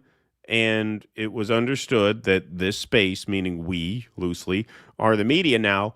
Well, you're going to get all the skepticism that comes with that because a lot of the same incentives that exist in corporate media exist in independent media as well. Yep. And so people are going to start having doubts about that. All right, I want to do one more thing with Candace Owens. So obviously, Candace Owens came out and said she had totally lost faith in Donald Trump. And a lot of that has to do with, of course, the aftermath of the killing of Charlie Kirk. But she also went on, I think, a pretty funny and amusing tear about the tech oligarchs that have really just amassed tremendous fortune and power up to and into the first 9 months of this Trump term. Candace Owens says she does not believe Elon Musk, Sam Altman, or Peter Thiel are humans and instead calls them hybrids. So going full David Icke here. Let's take a look. I don't even think these people are human. Like I look at Elon Musk and Sam Altman and Peter Thiel, and I'm pretty sure they're hybrid. You know what I mean? Like they just look like an Apple software that I should be able to download at night, like when my phone's getting an update or something. It's something in the eyes. Like, I don't know. I'm like, I know I'm human, but I don't know if I stabbed you if you bleed, I'm not going to stab them. Yeah, make sure you clarify that. All the way. I think a battery would fall out. You know what I mean? And I just get that sense. I've always known it was demonic. And people just get on board because, as we talked about in this book, they are using science and this idea of technology and this idea of transforming society for the better to indoctrinate us into accepting this. And it's wrong and it's backwards. And the main component of all of this is psychology. Right? They're able to do it because of psychology, making you think that society has gotten better. Our kids have objectively gotten dumber. We've become fatter. We've become less healthy. We've become less emotionally sound. And yet they are convincing us that this is like humanity's great leap forward. Exactly. Look at the results. Look at the results. You have kids who are socially more fucked up. Yes, we're dumber, we're fatter, we're less healthy, we're less connected to each other. And these people are the ones who are ushering in this new technology under the guise that it's going to spark this enlightenment. And what has it done? It's done the exact opposite. Just look at the results of it. Just look at the results of it. Yeah. Peter Thiel is telling you in broad daylight he admires the fucking villain in Lord of the Rings. He named his company for the evil, all-seeing eye spheres that Sauron would spy on people with. Yes. How much more clear could he be? What would he have to name his company? Darth Vader Incorporated? Right. Yeah, exactly. Right. We put a man on the moon and he just like called them up and was like, hey, Prez, what's up? I'm up here. Yeah, it's so cool. It's really great. It's nice. Starry night up here. Okay, I'm going to text you. I go by in 69 and they get these people, they tell you like he's a genius. they're all writing that he's a genius, so we should just accept that Elon Musk is a genius, because like all the writers who are obviously indoctrinated into the occult are telling us that this is the next person that we should worship. The establishment of Hollywood, it was all cults. They were all Aleister Crowley proteges who were just raping kids and summoning demons, and demons are real. So at the same time that they're summoning demons, they are making us all believe that faith is not real. And that has been, I think, the greatest trick that the devil ever played, right? Is making people think that he didn't exist, and making people atheist, making people believe that there's nothing, like you're here for a moment in time, because then it allows them to further tether us to their reality and to their God, which is money, right? Well, if you truly knew and believed, like I do, I actually know that this is not it. Like I know this is not it. But if you truly believed that, you wouldn't sell your soul. People think that that's just like an expression. Oh, he sold his soul. No, you are literally selling your soul. Like when you tell lies and you go down a path of lying because you're so afraid of not having the security of a paycheck, or you're willing to do something terrible to maintain that job, or keeping your mouth shut to maintain that job. We're seeing it right now with the Charlie Kirk case, right? You're selling your soul. Like there's a life after this. They have made you pledge your allegiance to their dollar because they know life is going on. They know that. They want you to literally sell them your soul. That's my personal belief. Yeah. So look, I mean, when it comes to people like Musk and Thiel and Altman, I think it's interesting that she, in the same kind of presentation where she says she's lost total faith in Trump, she goes off on this whole kind of, lizard person rant here. Now, look, she's a religious person. She might believe this in a more literal sense than I do. I've always said, I don't think they're actual lizard people, but I think they function as lizard people. Like they are so different in kind from us. Like that they may as well be lizard. I think that's why the lizard people metaphor has always stuck, right? Yeah. Because it's like, and they may as well be reptiles, right? That's the way. Yeah, they if they themselves. started ripping off a latex mask, you wouldn't really be surprised. Yeah, right. Like it wouldn't be terribly shocking. But I think it's really interesting that she, in the same sort of monologue that she says she's lost total faith in Trump, she goes on this kind of lizard person rant and starts talking about the control that they exert and how they really can consider themselves to be these like deities, right? I mean, they do play God. I mean, Peter Thiel definitely, has a God complex about him. I would say Elon Musk does too. And I think it's funny because when you look at what has really snapped her out of the magosphere, it's been Israel and it's been this. And it's interesting to me. One of the reasons why I really wanted to do this segment, both of these little pieces as like a two-parter, is because what did I say? Like I was never for Trump because my politics were never his. I'm not a conservative the way Candace is, so she supported him. I never supported him. But what did we say about Trump as an argument for, gun to your head, picking him over Kamala, right? Well, it's something different, right? You take a flyer on him. Clearly the establishment is against him, which means he will at least be able to dislodge this liberal establishment that's leading us to genocide and World War III and surveillance and, speech control and, all of that stuff. And what was it that kind of got me to not really believe that anymore, to the point where like by election day, I was like, you know what? I can't even say he's a lesser evil at this point. It was Israel and it was Elon. When Elon joined the campaign, that's when I'm like, okay, this is no longer even like a populist workers movement of any kind at all. This has now been swallowed by Zionism and big tech. And when you look at the agenda that they try to set, just look at those three people on the screen there during her presentation. The three people on the screen are Sam Altman, who was a Biden mega donor. Sam Altman donated $250,000 to a Biden super PAC in 2020. Elon voted for Joe Biden in 2020. Elon supported RFK until when? Until Butler, until it became very likely that Trump would win. And then he jumped on board. What does that signal to you? That signals to you that they're not ideological. They don't believe in anything. They believe in attaching themselves to power because that's the path of least resistance, because they view politicians as their vessels. In other words, they don't view politicians as above them.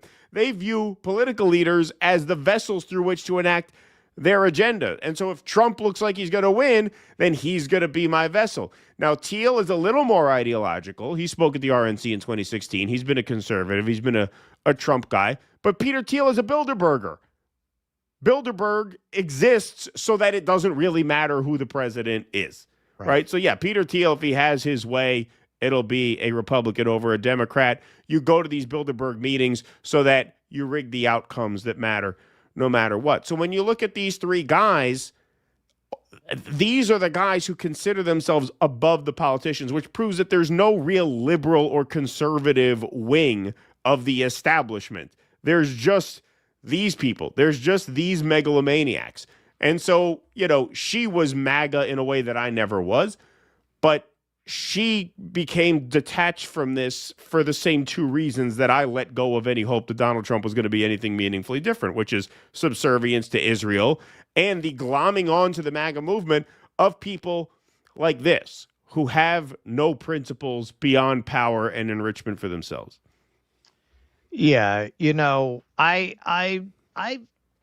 have kind of warmed up to Candace ever since I saw a documentary called Uncle Tom that was about black conservatives. And I felt watching it, I didn't agree with everything she had to say, but I felt like she had gone on a legitimate journey and arrived at the place that she was at that time. And obviously this is before the split with Daily Wire. And hey, I do feel like black conservatives who are critical of the welfare state, as somebody who grew up on welfare, I feel like they're not acknowledged by white liberals who don't know what that's about and what they're talking about. So I'm sympathetic to that as it is, but with Candace, particularly, unlike a lot of these people, man, I didn't feel like she was grifting. Like, I didn't feel like it was bullshit. I felt like she genuinely started out on as a liberal and over time was turned off to it, which God knows, I mean, we've been turned off to it too, right? We didn't go in the direction that she went in, but certainly you don't have to explain to me what turned you off about it. I get it. So I've liked her for a while, even while disagreeing with her. Here and still, I mean, obviously, I don't agree with her belief about demons being real, and you know, obviously, she believes in her Christian faith in a very literal way. But I think she's genuine, and people who, when this started, you know, we said there's no good reason for her to do this. So, whoa, look at how much money she's making. Listen, man, there's easier and far less risky to your life ways to make money when you're where Candace Owens is. Yeah, she got plenty of money. Candace Owens can make plenty of money towing the party line, bowing her head, doing what Steven Crowder does, doing what Matt Walsh does, being another Shabbos goy or Shabbos shiksa, you know, what have you. She's not doing that, man. She's not doing that.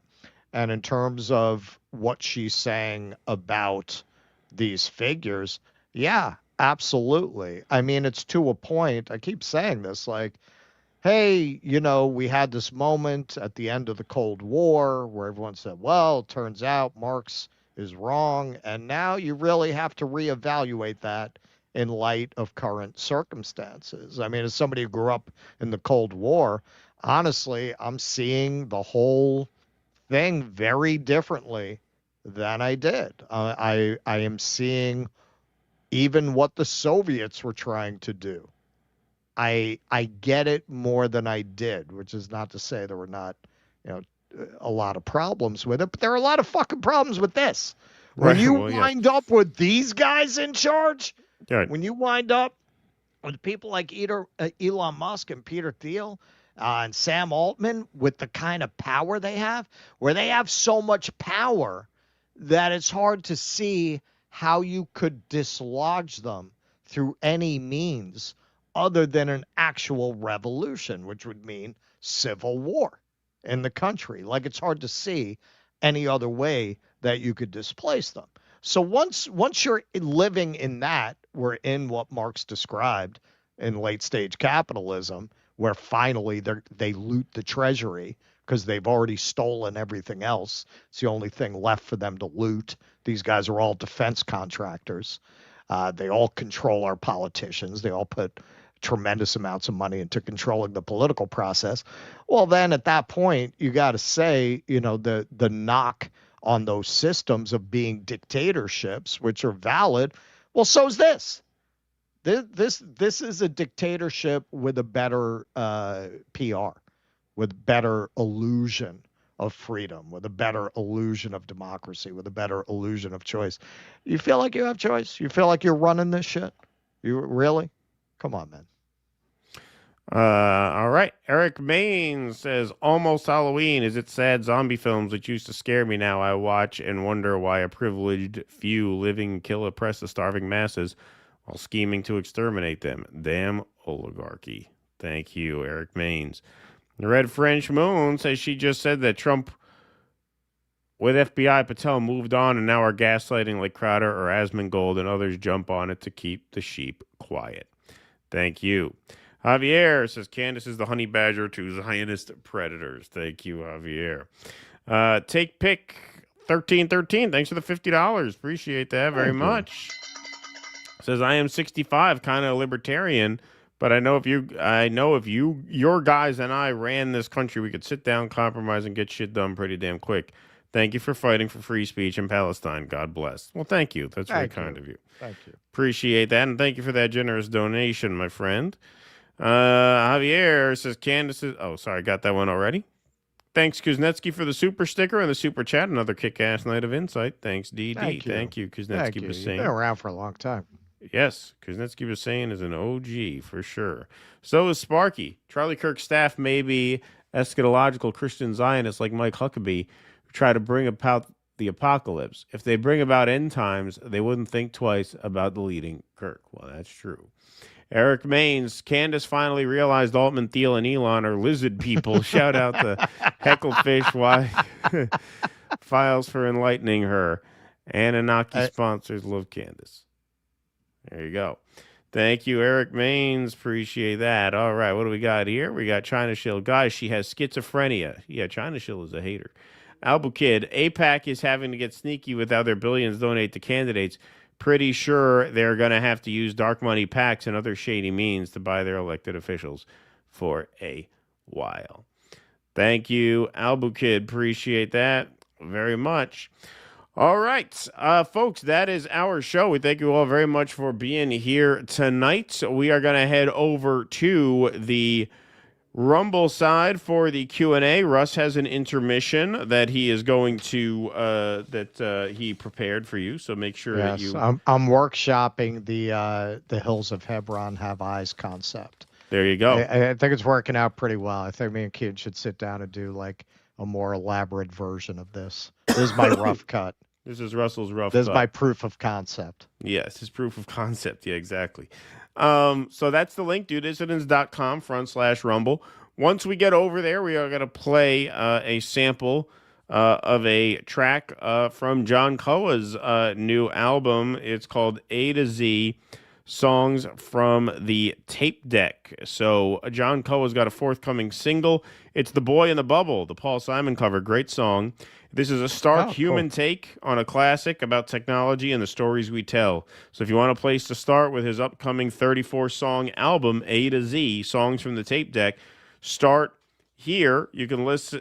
You can find his album at dudissidents.com/Coa or search John Coa on Spotify. So he's on Spotify, Apple Music, and on YouTube. So we're going to have a 5-minute intermission. Then we'll play a little bit of this song, and then we will get to your call. So you could start the queue if you'd like, the call-in queue, and we are going to break for 5 minutes, and then we will see you on the other side. If you are not sticking around for Q&A, we will see you at 1 p.m. Eastern, starting an hour early this Tuesday. We're going to move the Tuesday shows up to 1 for the time being. So 1 p.m. Tuesday for everybody who's not hanging out at the Q&A. For everybody who is, DoDissidents.com/Rumble takes you right to this very stream over there. Thanks to the YouTubers, thanks to the Rumblers, thanks to Jake in the booth, thanks to the mods for keeping the peace in the chat, and thanks to all of you for staying up with us tonight. If you're sticking around for Q&A, we'll see you in 5 minutes. If not, we'll see you Tuesday afternoon. Until whenever we see you again, thanks again for tonight. Be safe and be well. Courage! Please clap.